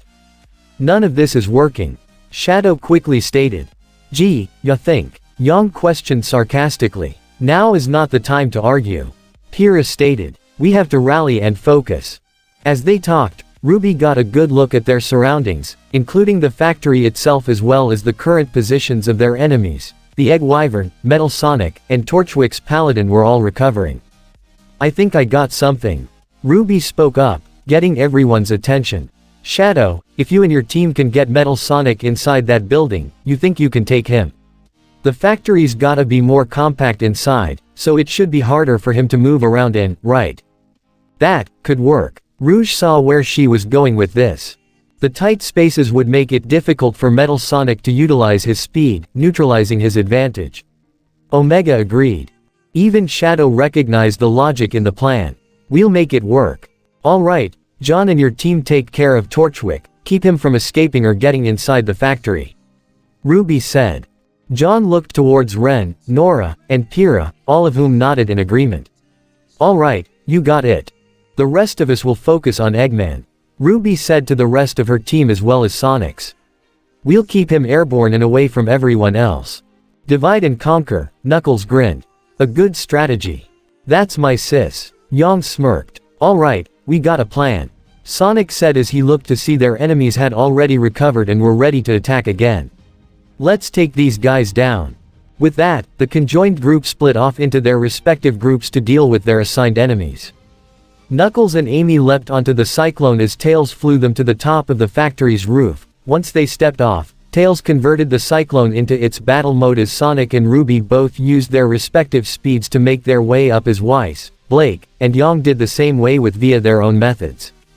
He's circling around. Blake noted. Alright, Yang, Weiss, Blake, on the smokestacks. RWBY told her team. Just like with the Nevermore back at the forest. Shoot at him to draw him in. Tails, you do the same. Once he's close enough, Sonic, Knuckles, and Amy will try and get him at close range. Got it. Amy nodded. Understood. Weiss agreed. Team RWBY each made their way to a different smokestack just as Team Sonic readied themselves from below as the Egg Wyvern spotted them. Fire. Open fire. RWBY ordered as she configured Crescent Rose into its sniper rifle configuration and was the first to shoot, followed by Yang with Ember Celica, and Blake with Gamble Shroud, while Weiss swung and thrusted Mertanaster to send waves of dust attacks Eggman's way. At the same time, Tails in his Cyclone Walker mode, opened fire with fire dust bombs and even lasers of lightning dust. All 5 attacks struck the Egg Wyvern as it charged at them. They were barely able to deal any damage, but that wasn't their intent. Once it got close enough, Sonic sped off the roof, drawing Caliburn as he laid out a series of homing attacks across the head unit, given an extra edge and cutting power thanks to his sword. This was enough to disorient it, halting its flight, allowing Sonic to go onto its back and rush up it, slicing Caliburn the whole way. Knuckles and Amy both leapt onto the right and left wings respectively, using Galadine and the Pico Pico to damage the wings any way they could. The Egg Wyvern tried to pull up, but RWBY saw this as an opportunity. Focus your fire on its underbelly. Let's see if it has a soft spot. She, Tails, Blake, Yang, and Weiss concentrated all their long-ranged attacks onto a single point at its underbelly, resulting in an explosion that shook up the entire mech. Metal Sonic tried to fly in and provide aid, only for Shadow to strike him with a homing attack, causing them both to crash through an upper window of the building and into the factory itself. Metal quickly recovered and landed in between 2 conveyor belts to face Shadow, but the ultimate life form had already leapt into the air as a series of explosions tore through the floor to send Metal flying upward. My arsenal is far superior to yours. Omega boasted, standing on an upper railing, having unleashed a volley of missiles. Metal was able to stabilize himself with his jet boosters and would have attacked Omega, only for Rouge to fly in from behind and grab Metal. One arm was around his mechanical throat while the other pinned both his hands behind his back. I don't think so, Shinny. She used the force of her own wings to shoot both herself and Metal to the ground, slamming her victim into it before leaping off as Team Dark circled the recovering robot, his optics flashing a dangerous and enraged glow of red. Outside, Torchwick shot guns and missiles in all directions, forcing JNPR to try and find cover however they could. We need some cover, John exclaimed. I got it, Nora said as she configured Monhild into its grenade launcher mode and fired all around the Paladin, creating a large cloud of smoke that served as cover as JNPR tried to disappear. The smoke cleared as Torchwick tried to find the kids who disappeared. His targeting lasers looked in all directions, but he couldn't find a single person to lock onto. Its armor is too strong. Ren said as JNPR hid around the corner of the factory's main building.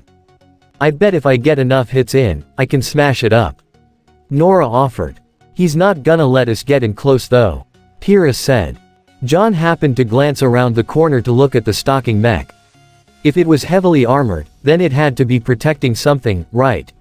Something other than the guy inside. He got a good look at the joints at each arm and leg and saw that they weren't as heavily armored before an idea came to him. Pyrrha, can you use your semblance to pull its arms and legs apart? John asked. I'm sorry, my polarity is not that strong. Pyrrha shook her head. At the most, I might be able to redirect its fire, force its weapons to aim in another direction. That still gave John an idea. Why use it on the arms, when we can use it on the legs? His rhetorical question got his team's attention. Think maybe you can trip it up, get it to slip and lose its footing. It should be hard for something that big and clunky to aim its weapons if it's knocked down, right? Yes, I do believe that could work. Pyrrha smiled. Alright, here's the plan. John began. Nora, you help Pyrrha get up and close to it. Get it to focus on you and trip it up, see if you can target its joints too. Ren and I will come in from behind and try to do the same. Understood. Ren nodded. You got it, Captain John. Nora grinned and saluted. We'll follow your lead. Pyrrha smiled and nodded. John smiled as well as he motioned for the two female members of JNPR to go outside and get the enemy's attention. Hey Torchy. Nora called out. Is that all you got? My grandma can fight harder than that. You little, Torchwick growled as he aimed the paladin's weapons on its right arm at the charging duo. But Pyrrha extended her hand to channel her polarity onto the arm and force it to aim away from them just as he fired. What the? This momentary shock was enough for Pyrrha to then direct her semblance on the paladin's left leg, and with a wave of her hand, it was forced to the side, causing the entire mech to trip up just as Pyrrha and Nora closed the distance, the latter's weapon changing to its hammer mode. Time to crack you open. Nora tried to swing her hammer, but Torchwick swung Mech's right arm to knock her back, though Pyrrha used her shield to slide under it just as Milo configured into its javelin form, which she used to jam into the joint of the right appendage. She used her polarity to try and keep the mech down as long as she could. Nora, nail it, Pyrrha called to her teammate, purposely using the phrase John used when they fought the Deathstalker in the Emerald Forest, hoping it would give her the idea. Oh yeah, the recovered Nora did receive the intended message and rushed as fast as she could toward the struggling paladin, pulling Monhild back. Right as she came up to it, she swung her mallet right into Pyrrha's Milo with enough force to send it piercing through the joint, severing the paladin's whole right arm. Torchwick grunted as the alarms already sounded off in his cockpit. He attempted to pull the paladin back up as John and Ren came in from behind. You go up top and take care of its other arm, I'll hit the legs. John instructed. Right. Ren fired the grapplers from one of the storm flowers at the paladin's back as it stood up, pulling him in close from behind. Torchwick didn't have time to react as Ren used his free hand and other weapon to shoot into the joint directly, already causing severe damage to that limb just as John came in from below to slice at the left leg while Pyrrha did the same for the right one. Nora decided to provide Ren with aid as she slammed Monhild on the ground, propelling an explosive from the impact to catapult herself over the paladin. Ren had seen her go airborne and knew what was coming next. Hooking both parts of Stormflower onto the shoulder of the paladin and activated their grapplers just as he kicked himself off. Nora fell down, hooked her legs around Ren's waist and held her hammer back as Ren's grapplers recoiled, pulling them both in as Nora slammed Monhild into the left arm, obliterating the joint that Ren's attack had already greatly damaged and all but destroyed the left arm. As the two leapt off, John had sliced Crocia Morse at an exposed joint of the left leg as Pyrrha did the same at the right one, her polarity enhancing the power of her strike to completely sever the whole leg, while John's attack merely damaged it. Move back, John exclaimed as they saw the whole paladin tipping over. The four young huntsmen in training moved backwards as the disabled paladin fell face first on the ground. The cockpit opened up in the back as Torchwick attempted to pull himself up, only to gasp as he saw John point Crocia Morse at him with Pyrrha, Nora, and Ren having their weapons at the ready. It's over. You've lost, the blonde leader of JNPR declared. Where the hell do you freaky kids keep coming from? Torchwick questioned. Suddenly, a blade was shot towards John's face from the right side, but Ren was quick to pick up on the hostile intent and quickly pushed his leader out of the way and used Stormflower's own blade to lock steel against the thrust of the hush weapon that the suddenly arrived Neapolitan dealt. Nora acted quickly to swing her Monhild at her, but Neapolitan jumped backwards to regroup with Torchwick as they faced JNPR together. "Looks like he brought company," Kira noted as they readied their weapons. Inside the factory, Omega fired his machine guns at Metal Sonic, prompting the robotic hedgehog to fly up toward the ceiling, where Rouge had already appeared to intercept. Metal readied his sword arm and sliced at her, but she was able to parry it by crossing the blades of her purple hearts before falling backwards to slam both her feet into Metal's face and disorient him, leaving him open for Shadow to strike with a homing attack combined with a slash of Arondite to send Metal crashing to the ground. However, Metal Sonic was quick to recover as he aimed and fired his gun palm, blasting electric pulses at Shadow and Rouge, forcing them to fly and dash around the interior to avoid getting caught in his attacks. The only issue with having Metal's moves constrained in such a compact space meant that they too were in the same boat. But on the positive side, they still had him outnumbered. With Metal briefly focused on Rouge and Shadow, it left him vulnerable for Omega to blast at him with his rear jet boosters, grab Metal by the face, before shooting himself to the wall on the other side of the building, slamming Metal's back into the wall before Omega heaved his fellow robot over and slammed him on the ground, where Omega then proceeded to pummel him with both arms. That is until Metal activated his black shield to halt Omega's onslaught. Metal Sonic unleashed his electric aura again to push Omega back. He, Shadow, and Rouge all watched as Metal Sonic prepared to unleash his V. Maximum overdrive attack, already sending bolts of electricity in all directions before it threatened to explode. "I don't think so." Shadow was quick to draw the green Chaos Emerald and make the first move. Chaos Control. Time briefly slowed to a crawl for the Black Hedgehog, allowing him with his already insane speeds to move in and dodge the electric blasts, where he leapt into the air and struck Metal multiple times with Arondite before jumping back to throw a Chaos Spear attack right before Shadow landed back with his team as time resumed its pace. The combined inertia from Shadow's attack was enough to send Metal crashing out of the factory, where his V. Maximum overdrive attack was unleashed, but fortunately nobody was around to get caught in it. His circuits overloading, Metal struggled to pull himself up as his system's auto repairs got to work, looking to see Team Dark was already on him. Meanwhile, at the top of the warehouse, Sonic kept up his rushing and slicing across the Egg Wyvern's back, while Knuckles attempted to jam Galentine into the propelling blades of the right wing as Amy tried to slam her Pico Pico hammer into that of the left wing. However, when they struck, a propulsive purple energy sent both of them flying off. The Egg Wyvern gave a roar as it took to the air again, spinning its body around rapidly in an attempt to shake Sonic off, who tried to dig Caliburn in to maintain his holding. But the force was too strong as the sword was shaken off, sending Sonic falling.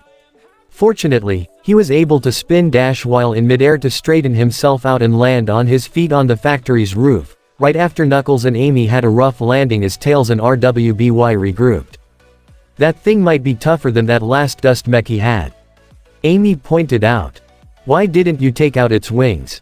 Yang questioned. "If it can't fly, it can't fight back."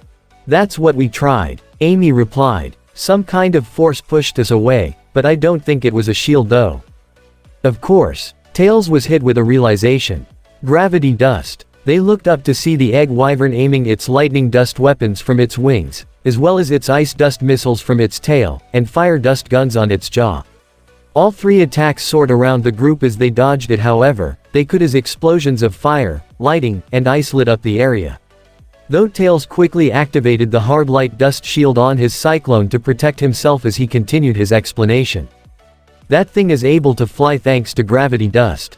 It also works as a repellent force if something weaker than the force of the gravity itself tries to strike it."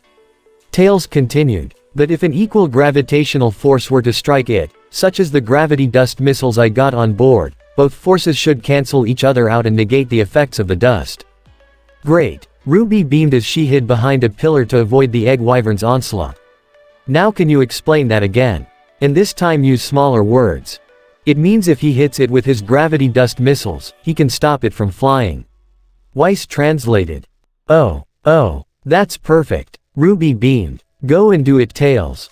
Sonic told him as his young fox companion converted the cyclone back into its plane mode before it flew into the air and directly at the egg wyvern.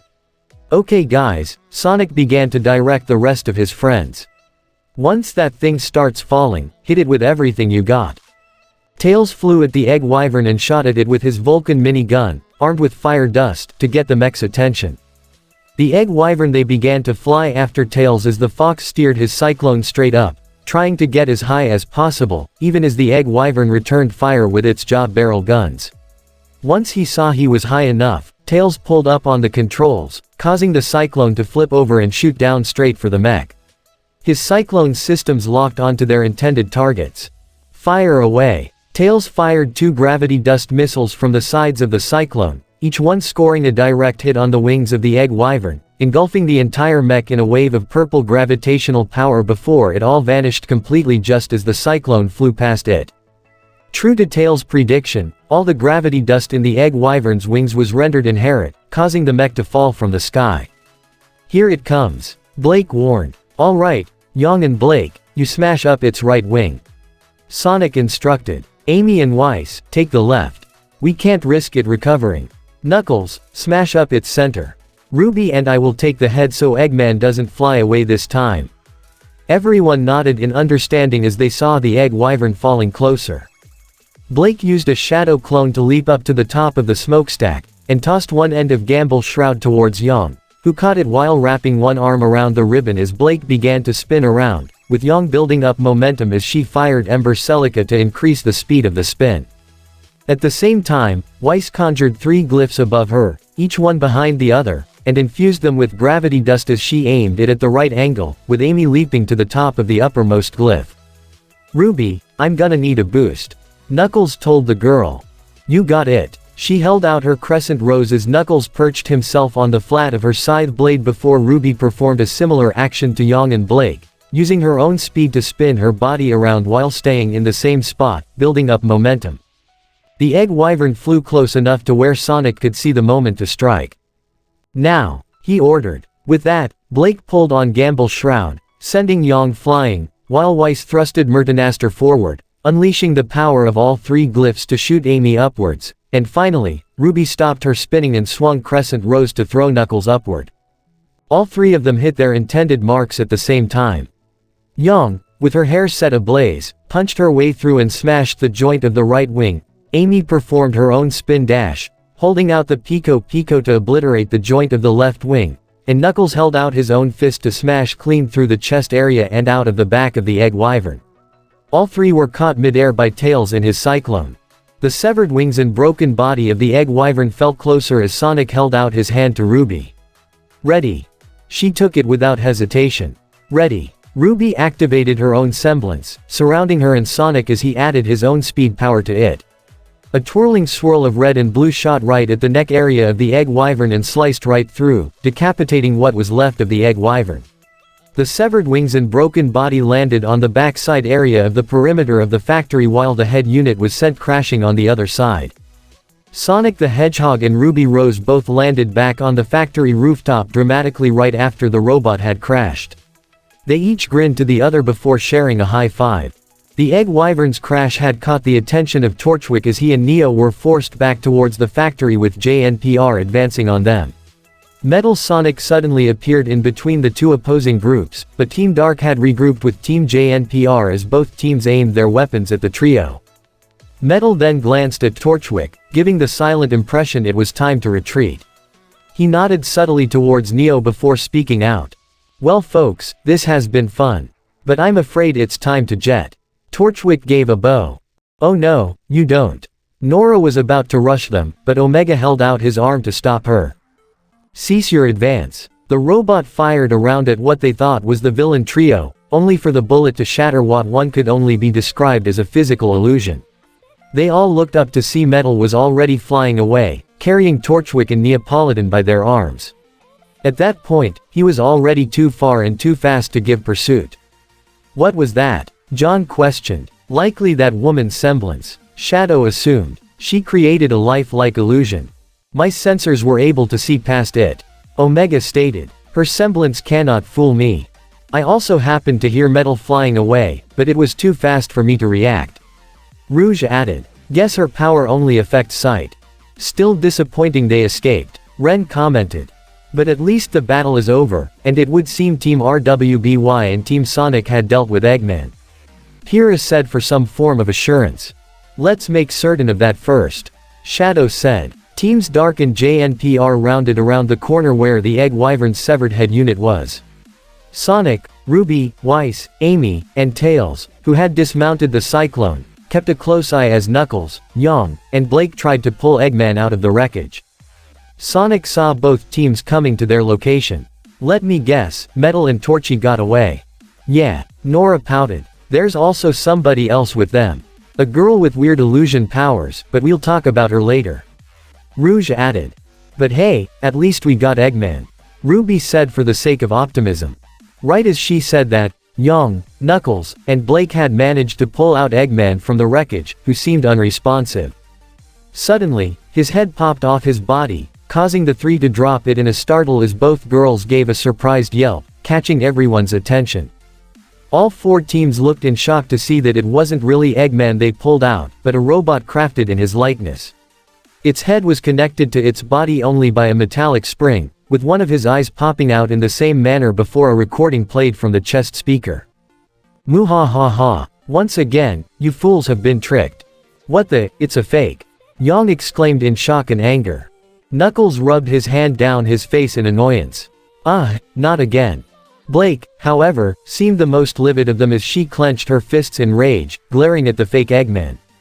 It's a copy. But how? John questioned. Must have switched out back at the warehouse. Rogue assumed, her eyelids lowered in annoyance.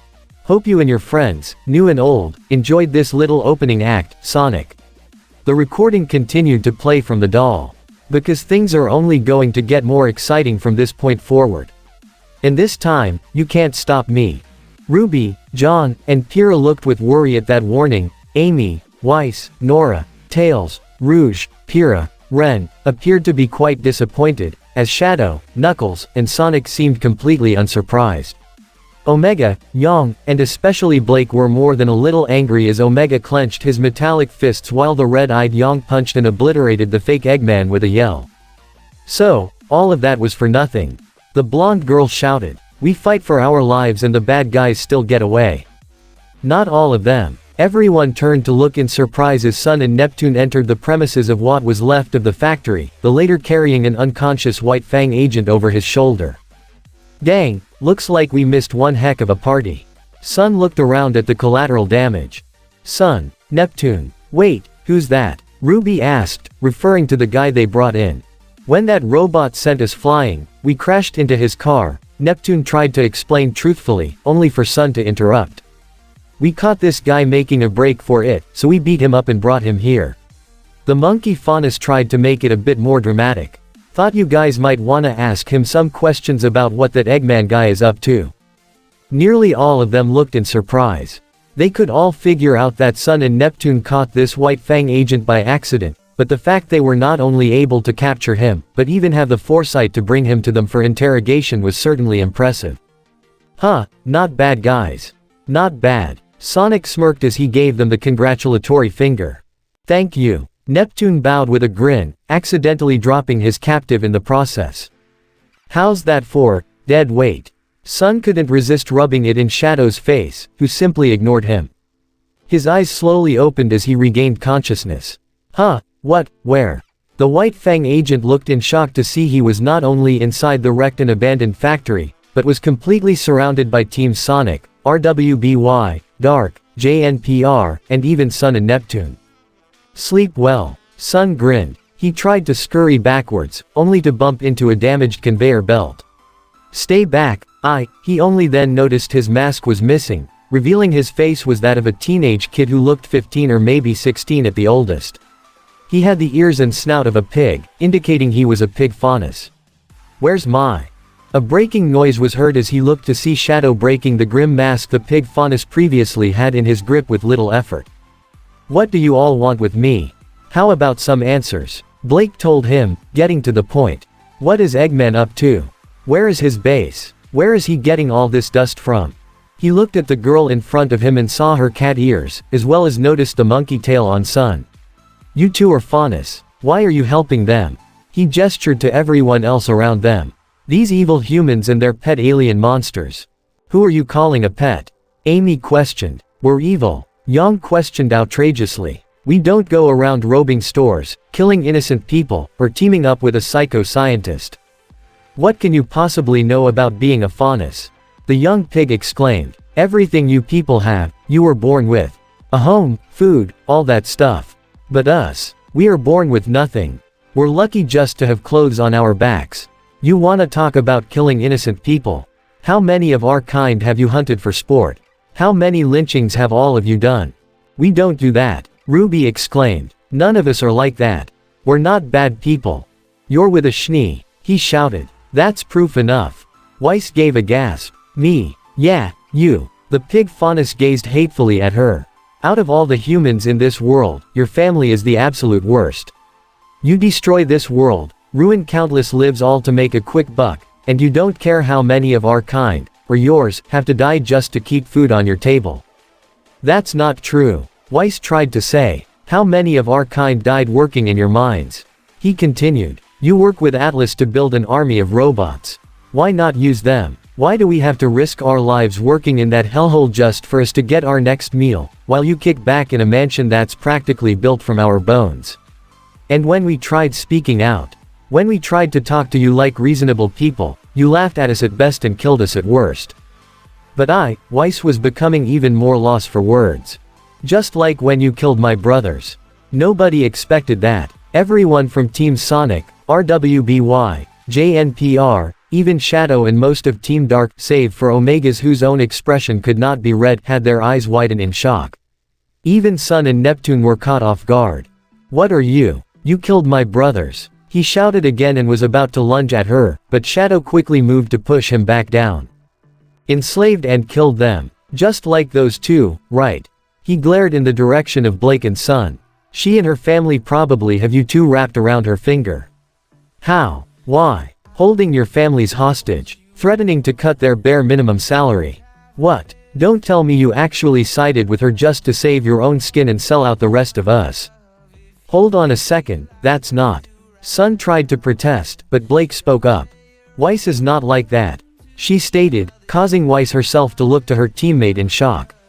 The SDC is corrupt, and maybe they're responsible for a whole lot of our people's suffering, but Weiss is not a killer.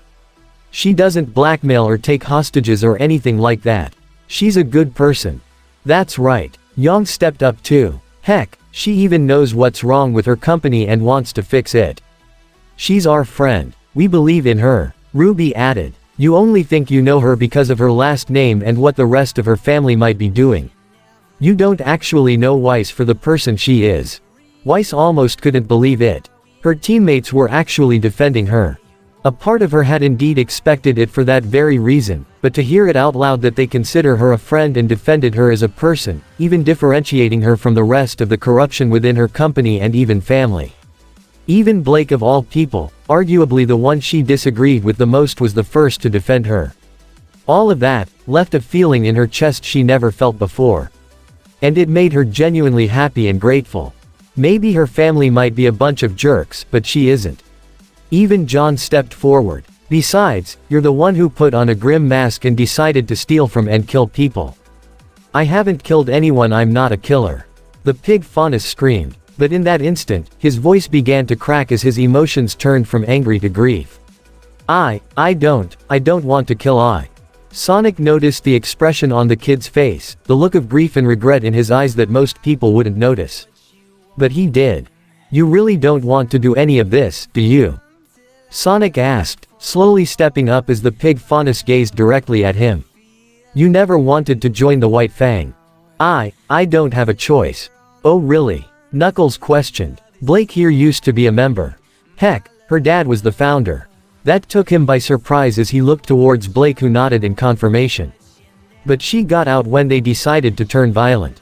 So don't go acting like you don't have a choice, cause you do. She might have, but I didn't. He looked down, feeling emotionally drained and exhausted. Sonic then kneeled down to be on equal level with the pig Faunus. What's your name? My name. Yeah, gotta call you something, Sonic said with a friendly smile. He didn't quite answer at first, but gave his name regardless. Pfeiffer, my name is Pfeiffer. Alright, Pfeiffer. How old are you? Sonic asked. I'm 15. If they weren't surprised before, they were now. 15. Tails questioned. Young happened to glance at her younger sister, that was how old Ruby was. 15 and in the White Fang. Even Pyrrha was more than a little shocked. I didn't know they recruited that young. They didn't recruit me, I went to them. Pfeiffer revealed, sounding more defeated than anything else. Before anyone else could question in surprise, Sonic held out his hand, silently telling them to let him handle this. Okay, Pfeiffer, why go to the White Fang? The Blue Hedgehog asked. Was it because of what happened to your brothers? Tell me about them. Why? Why do you want to know so badly? Because I think we can find an answer to all of this that doesn't involve fighting or hurting each other. Sonic answered. I want to help you, Pfeiffer, but you gotta tell me what happened. Pfeiffer could tell from the look in Sonic's eyes as well as the way he spoke that he was being sincere. So, with a deep breath, the young Faunus told his story. My brothers and I lived in Mantle. Mantle, don't you mean Atlas? John asked. No, I mean Mantle. Pfeiffer narrowed his eyes at John. Atlas is the floating city in the clouds, while the rest of us are stuck down in the cold. That caused Nora to look uncomfortably, causing Ren to look at her with concern and understanding. Okay. Mantle, not Atlas. Sonic quickly got back to the matter at hand. Go on. Atlas basically left Mantle behind. Pfeiffer continued. Down there, most people tend to fend for themselves. We only got one group of huntsmen, the Happy Huntresses I think, looking out for us. But that's it. I used to think that, since we were all in the same boat, we'd help each other. But no, the humans who live there, aren't any different from the ones up in Atlas. They see us as animals, lesser people. Most Faunus live in the crater. Crater? Sonic asked. The crater that was made when Atlas left the ground and rose to the skies. Pfeiffer answered. But, while all the humans in Mantle had actual brick buildings to live in, the rest of us in the crater were lucky to build houses out of straw and sticks. At best, we could only build small tents and barely have enough food to share with each other. When my brothers were old enough, Fiddle and Pract went to apply for the SDC, thinking it was the best place to earn some kind of cash and provide for ourselves. Just like all other Faunus who worked there, they were sent to work in the dust mines. Do you have any idea how dangerous that is? One wrong move and the whole place could explode with fire, lighting, or even shoot ice spikes everywhere. Almost every night, Pract and Fiddle came home with some kind of injury, sometimes even a broken arm or leg. I always feared that they would get hurt so bad, they'd never be able to walk again. But, that wasn't even the worst of it. Tears began to well up in Pfeiffer's eyes. One day, there was an accident, a huge cave-in at the mines. Pract was crushed, Fiddle was blown away. Pract died instantly but, Fiddle, he succumbed to his injuries, dying in agony. He was already crying. Sonic looked in complete and utter sympathy at the crying kid, with everyone else behind him having similar expressions. Ruby, Tails, Amy, Knuckles, Pyrrha, John, Sun, Neptune, even Rouge looked toward the boy in pity and sadness. Nora and Ren each knew exactly how he felt to lose everything as well. Young also felt that kind of pain, the pain of knowing your family has a dangerous job as well as the real possibility that they might not come back, a possibility that became a reality for her. Omega was not exactly one to feel sympathy, but he knew the feeling of being used and discarded all too well. Blake was instantly reminded of a similar story that her friend Elia told her, her reasoning for joining the White Fang. Faunus killed in an accident in the SDC mine, and Atlas classmates snickering at the idea of it. Was it the very same accident that claimed Pfeiffer's brothers? Possibly. But then again, accidents like that and fatalities were common in the SDC mines. But that didn't make it any less heartbreaking. Weiss felt her eyes becoming glossy. Did this kid really lose his family in her company's mines? She heard about how accidents and even fatalities were common there, something she didn't approve of. But to actually hear the pain and loss from someone who worked more closely with those mines than she ever did. It was something else altogether. She happened to glance towards Shadow, remembering what he told her about the White Fang's reasoning for fighting the SDC. Those words said to her, and Pfeiffer's story, it brought a sudden clarity to Weiss that honestly made her feel ashamed to be a Schnee. "I'm sorry," Sonic told Pfeiffer. "Really, I am. I was alone, I couldn't even give my brothers a funeral," Pfeiffer continued to sob. And the SDC didn't care. Just more expendable slaves in those horrible minds of theirs. "I heard what the White Fang was doing, taking a stand against the SDC, and I wanted to be a part of that. I wanted justice for what happened to my brothers. I just didn't think. You didn't think they'd resort to similar methods." Knuckles spoke up. "Stealing and killing. Only difference is that the White Fang are a bit more open about it." I never wanted to hurt anyone," Pfeiffer cried. I don't want to hurt people. I don't want myself, or other faunus like me, to be seen as the same as the Grimm. But what choice do I have now?"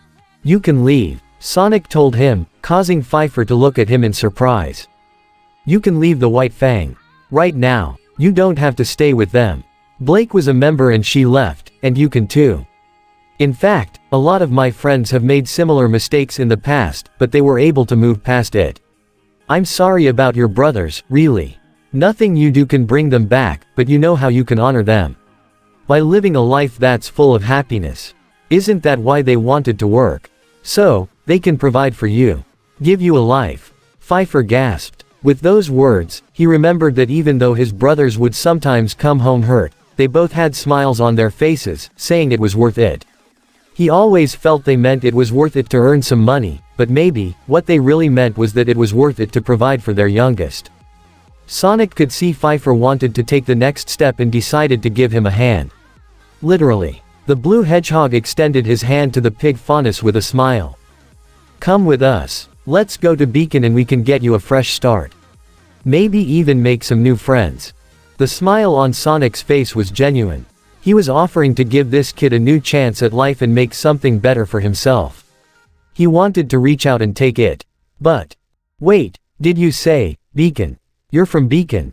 Most of us are, RWBY answered. But Sonic and his friends are just staying. Listen to me, the academy's been infiltrated, Pfeiffer revealed. That caught all of them by surprise. Infiltrated? Tails questioned. By whom? White Fang, Shadow asked the young pig faunus. No, I think they're human. Pfeiffer tried to explain. I don't know who, but I overheard someone, a woman, talking with that Eggman guy.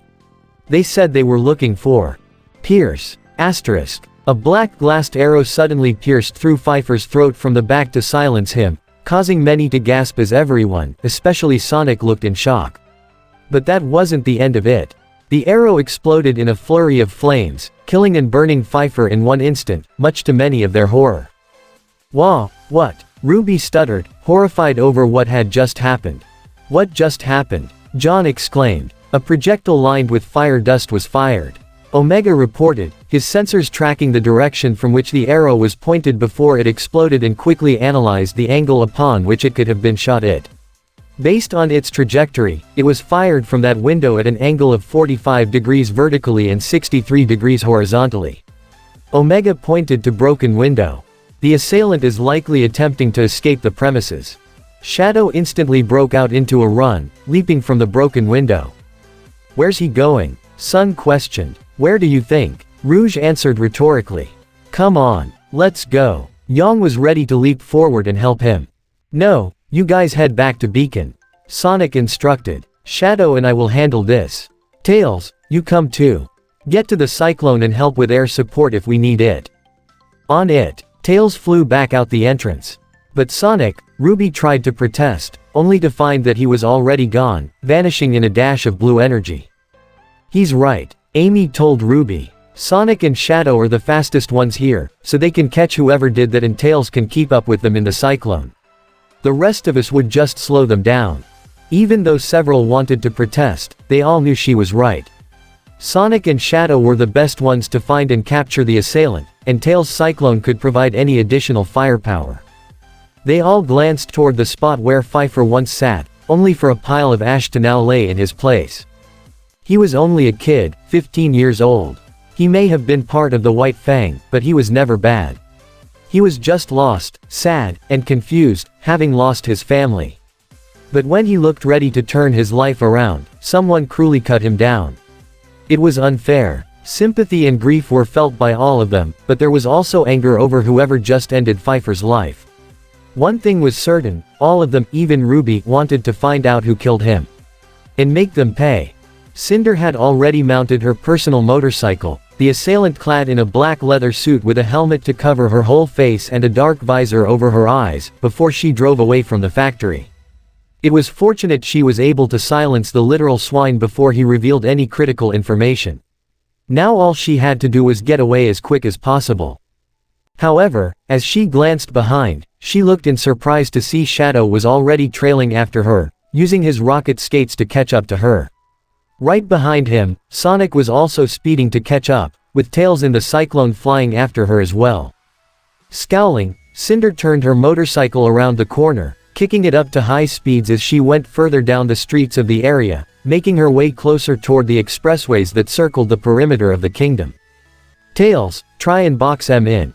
Keep M from turning, Sonic told his friend over the comms.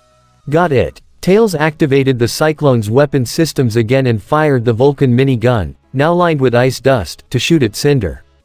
Though she did try to steer her motorcycle around the bullets, she ended up facing with large spikes of ice that shot out from the ground of each bullet impact. This forced her down the center of the streets as Sonic and Shadow attempted to flank her from both sides. Cinder drew her personal weapon, Midnight, detaching one of the blades to swing on her left toward the incoming Sonic, who quickly drew Caliburn to block and parry. Shadow brought Arondite toward her from the left, but she quickly threw out her hand to blast a wave of flames to force Shadow back before charging the flames into her blade, which she used to further parry against Sonic's Caliburn and then unleash a torrent of them from her blade, also forcing Sonic back. Tails tried to cut off her path as he fired the Cyclone's ice bullets in front of Cinder's motorcycle, quickly creating a large wall of ice spikes. However, Cinder was able to bring out Midnight in its bow form, and quickly create a set of glass arrow with heat from her hands, and silicon that was dispelled from her gloves' palms. The tips of the arrows were superheated with her own power before she launched them. They blew apart the ice wall as she continued down the road with her pursuers close behind. Fire. Sonic questioned to himself. Why did that sound familiar? Hey Shadow, you think that was dust she was using? No. That attack came from her body, no weapon involved. The Black Hedgehog replied.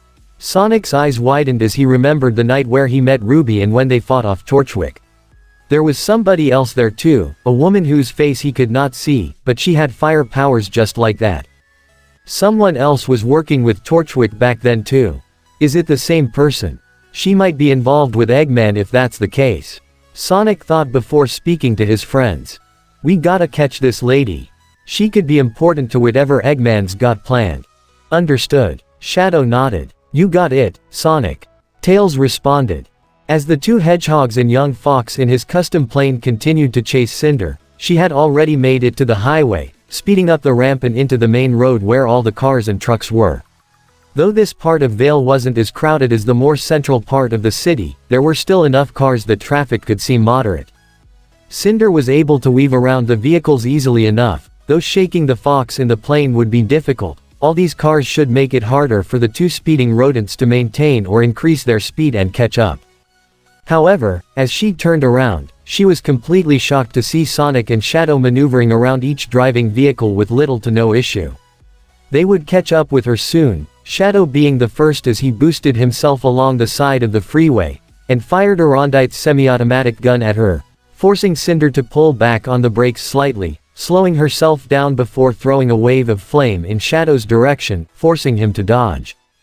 But her slowing down proved to be a mistake as Sonic had managed to catch up to her from behind, leap over her and land at the front of the motorcycle, in between the handles, Cinder's hidden eyes widening like circles.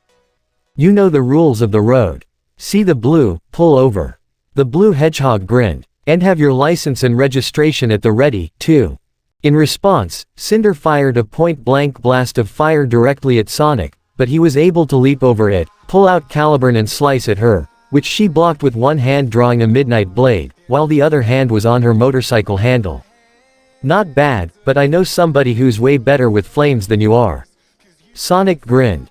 Growling, Cinder decided to play dirty as she briefly let go of the motorcycle's handles, reached into her pocket and pulled out a bomb which she dropped onto the road before it exploded. A huge part of the freeway bridge exploded, causing pieces on each end to collapse as several incoming cars on the other side began to fall off, while others tried to come to a sudden stop, only to get hit in the back by the cars behind them and knocked over.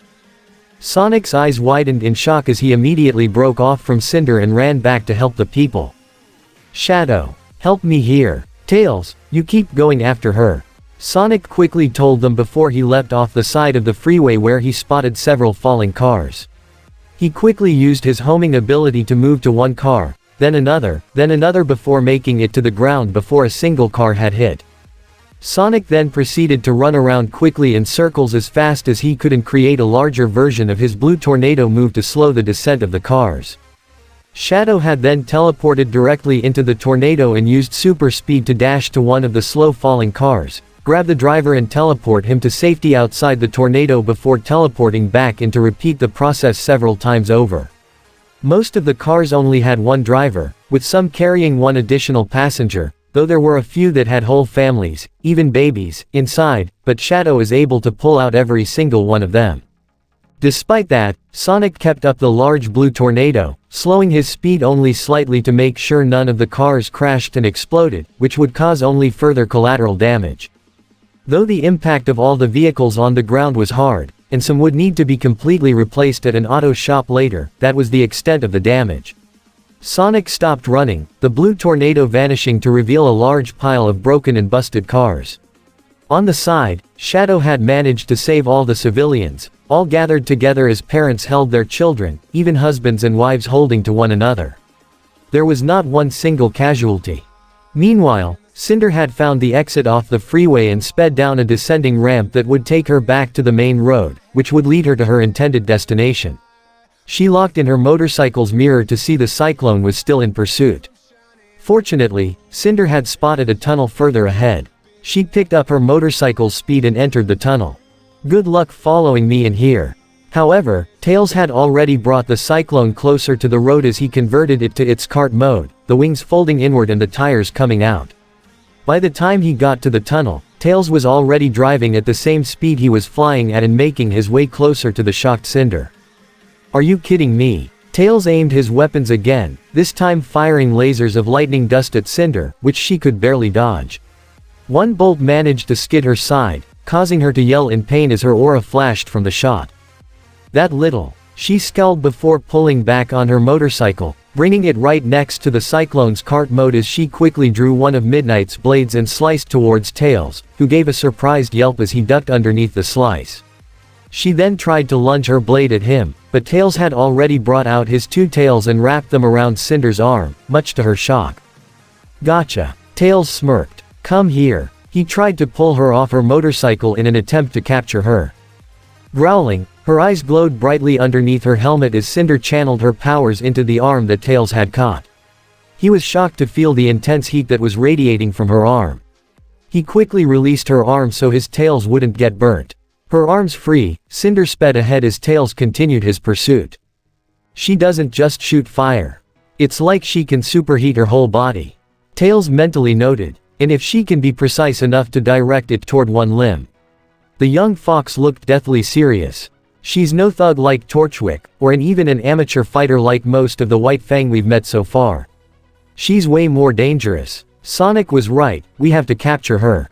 Cinder saw that even though the fox was still in pursuit, she was nearing the end of the tunnel with her destination just past the exit. She could already see the large warehouse. Almost there. However, right as she exited the tunnel, something fast came down right in front of her path with enough force to shatter the pavement and send her and her motorcycle flying high into the air. From a slow-motion standpoint, Cinder's eyes widened in shock as she spotted Shadow in the middle of the impact zone, scowling in her direction. Before she could react again, a blue homing attack struck her motorcycle to completely destroy it, revealing the culprit to be Sonic as he too glared at her. "That was not cool," he stated, referring to her stunt on the freeway. She was close. So close. She couldn't afford to be captured. Channeling every bit of her power as she could, streams of flame shot out from her palms and feet, blasting herself while in midair straight toward the warehouse in front of her, crashing through one of the upper windows and making it inside. Shadow wouldn't let her recover as he already performed a spin dash attack on the metal bay door directly in front of him, blasting his way into the building and skidding to a stop in the middle of the warehouse. Sonic entered a second later with the Cyclone speeding in as well. Tails quickly converted the Cyclone into battle mode as the Hedgehogs drew their respective weapons. All three were ready for a fight as they circled up, looking in all directions for any sign of their mysterious assailant. But there was nothing. No sign of her at all. Just large shipping crates of dust, all lined with the SDC logo on the sides. "Where is she?" Sonic questioned. "Did we lose her?" However, their attention was caught by the sound of a beep, then another, and another. Their eyes turned to the source of the sound, a metallic device attached to one of the cargo containers that had a countdown with only 2 seconds remaining before it reached 1, and then 0. Boom! Asterisk. The entire warehouse exploded, lighting up almost like a massive flurry of fireworks as fire, lightning, ice, gravity pulses, and other similar phenomena shot up into the sky. From the top of the road that was just above the tunnel she exited out of, stood Cinder. Her helmet was in one hand, revealing her smirking face, while the other hand, she held a detonator that started the bomb's 5-second countdown she had previously planted in just in case. It was originally intended to erase the so-called evidence of the dust robberies Torchwick had committed, but it served a much grander purpose here. Cinder gave a shallow and satisfying laugh as she saw what was left of the warehouse burn away. Behind her an Eggman stealth dropship had suddenly appeared out of nowhere, having been cloaked the entire time, one of its side doors opening. "That's what you get for thinking you could defeat a chosen one," Cinder boasted aloud as she entered the dropship, the door quickly closing behind her as the ship re-engaged cloaking and quietly flew away. While inside, Cinder couldn't help but feel smug at her apparent victory. "Those rodents were tougher than I thought, but not enough to match me. I don't know why the doctor made such a fuss over them. He'd better be kissing my feet after this." Suddenly, a large hand had seized her by the throat, before slamming her whole body against the wall of the cloaked vessel. "How dare you!" Eggman yelled at her, a look of rage and fury on his face as he held her by the neck with only one hand, keeping her body off the ground and pinned against the wall. Cinder was completely startled by not only his tone, but also Eggman's strength. His hand felt like steel cables around her throat. What's the problem?" She winced as it felt like he was actually choking her with one hand. "Why you wanted this, right? The hedgehog is mine to destroy. It's not the job of some upstart, wannabe assassin, like you," Eggman exclaimed, leaning his enraged face closer to hers. "I could carpet bomb him any day. Heck, I could use the Eclipse Cannon and Chaos Emeralds to obliterate not only Beacon, but also blow away half of Remnant and wipe him out in an instant. That's not enough. That's not the point. I have to beat him. I have to prove I'm superior. There's a right and wrong way to vanquish your lifelong nemesis, and you did it very, very wrong." He then threw her to the floor. "Don't ever pull a stunt like that again. You hear me?" Cinder coughed as she rubbed her throat. What are you talking about? He's gone. Him and 2 of his friends. Lucky for you, Sonic is too tenacious to die because of your barbarism," Eggman revealed, walking to a nearby monitor and turned it on to reveal live footage of the burning warehouse from one of his spy drones. The smoke had cleared to reveal Tails' Cyclone had projected a hard light dust shield in the form of a dome that protected not only himself and his vehicle, but also Sonic and Shadow. "Whoa, nice timing Tails," Sonic congratulated. "Those are some hardcore shields, huh? Thanks. Probably don't want to take our chances with anything else that big again though," Tails said humbly with a nervous chuckle. "Our target escaped," Shadow said with a scowl. "Ah well, we'll get her next time," Sonic assured. Cinder's eyes widened in shock as she pulled herself up to see the footage. "Impossible. Told you," Eggman said as he leaned in close to Cinder's face again. "Now that you've had your first taste of battling that insufferable rodent, I'm sure you'll be cautious from this point forward. Get back to Beacon and proceed with the plan. But if you pull another stunt like that again, I'll put you on the chopping block myself and Salem will have to find someone else to take the maiden powers. Am I clear?" She narrowed her eyes back at him. "Crystal. Good." Eggman turned around and walked away to the cockpit of the automated vessel. Remember your place, brat. Cinder clenched her fists tightly. She was tempted to end him right then and there, but she was also aware of how smart and prepared Eggman seemed to be. No doubt he had something on board that could stop her if she tried anything. Otherwise, he wouldn't dare threaten her the way he did, let alone lay a hand on her. Just you wait, Doctor, and you too, Rodent. She glared at the paused image of Sonic on the monitor. When I get my full power, I'll show you both just how much of a nightmare I can be. Your time is nearing its end, Dr. Eggman, Sonic the Hedgehog. And this at the end of part 5. This what if. Hope you guys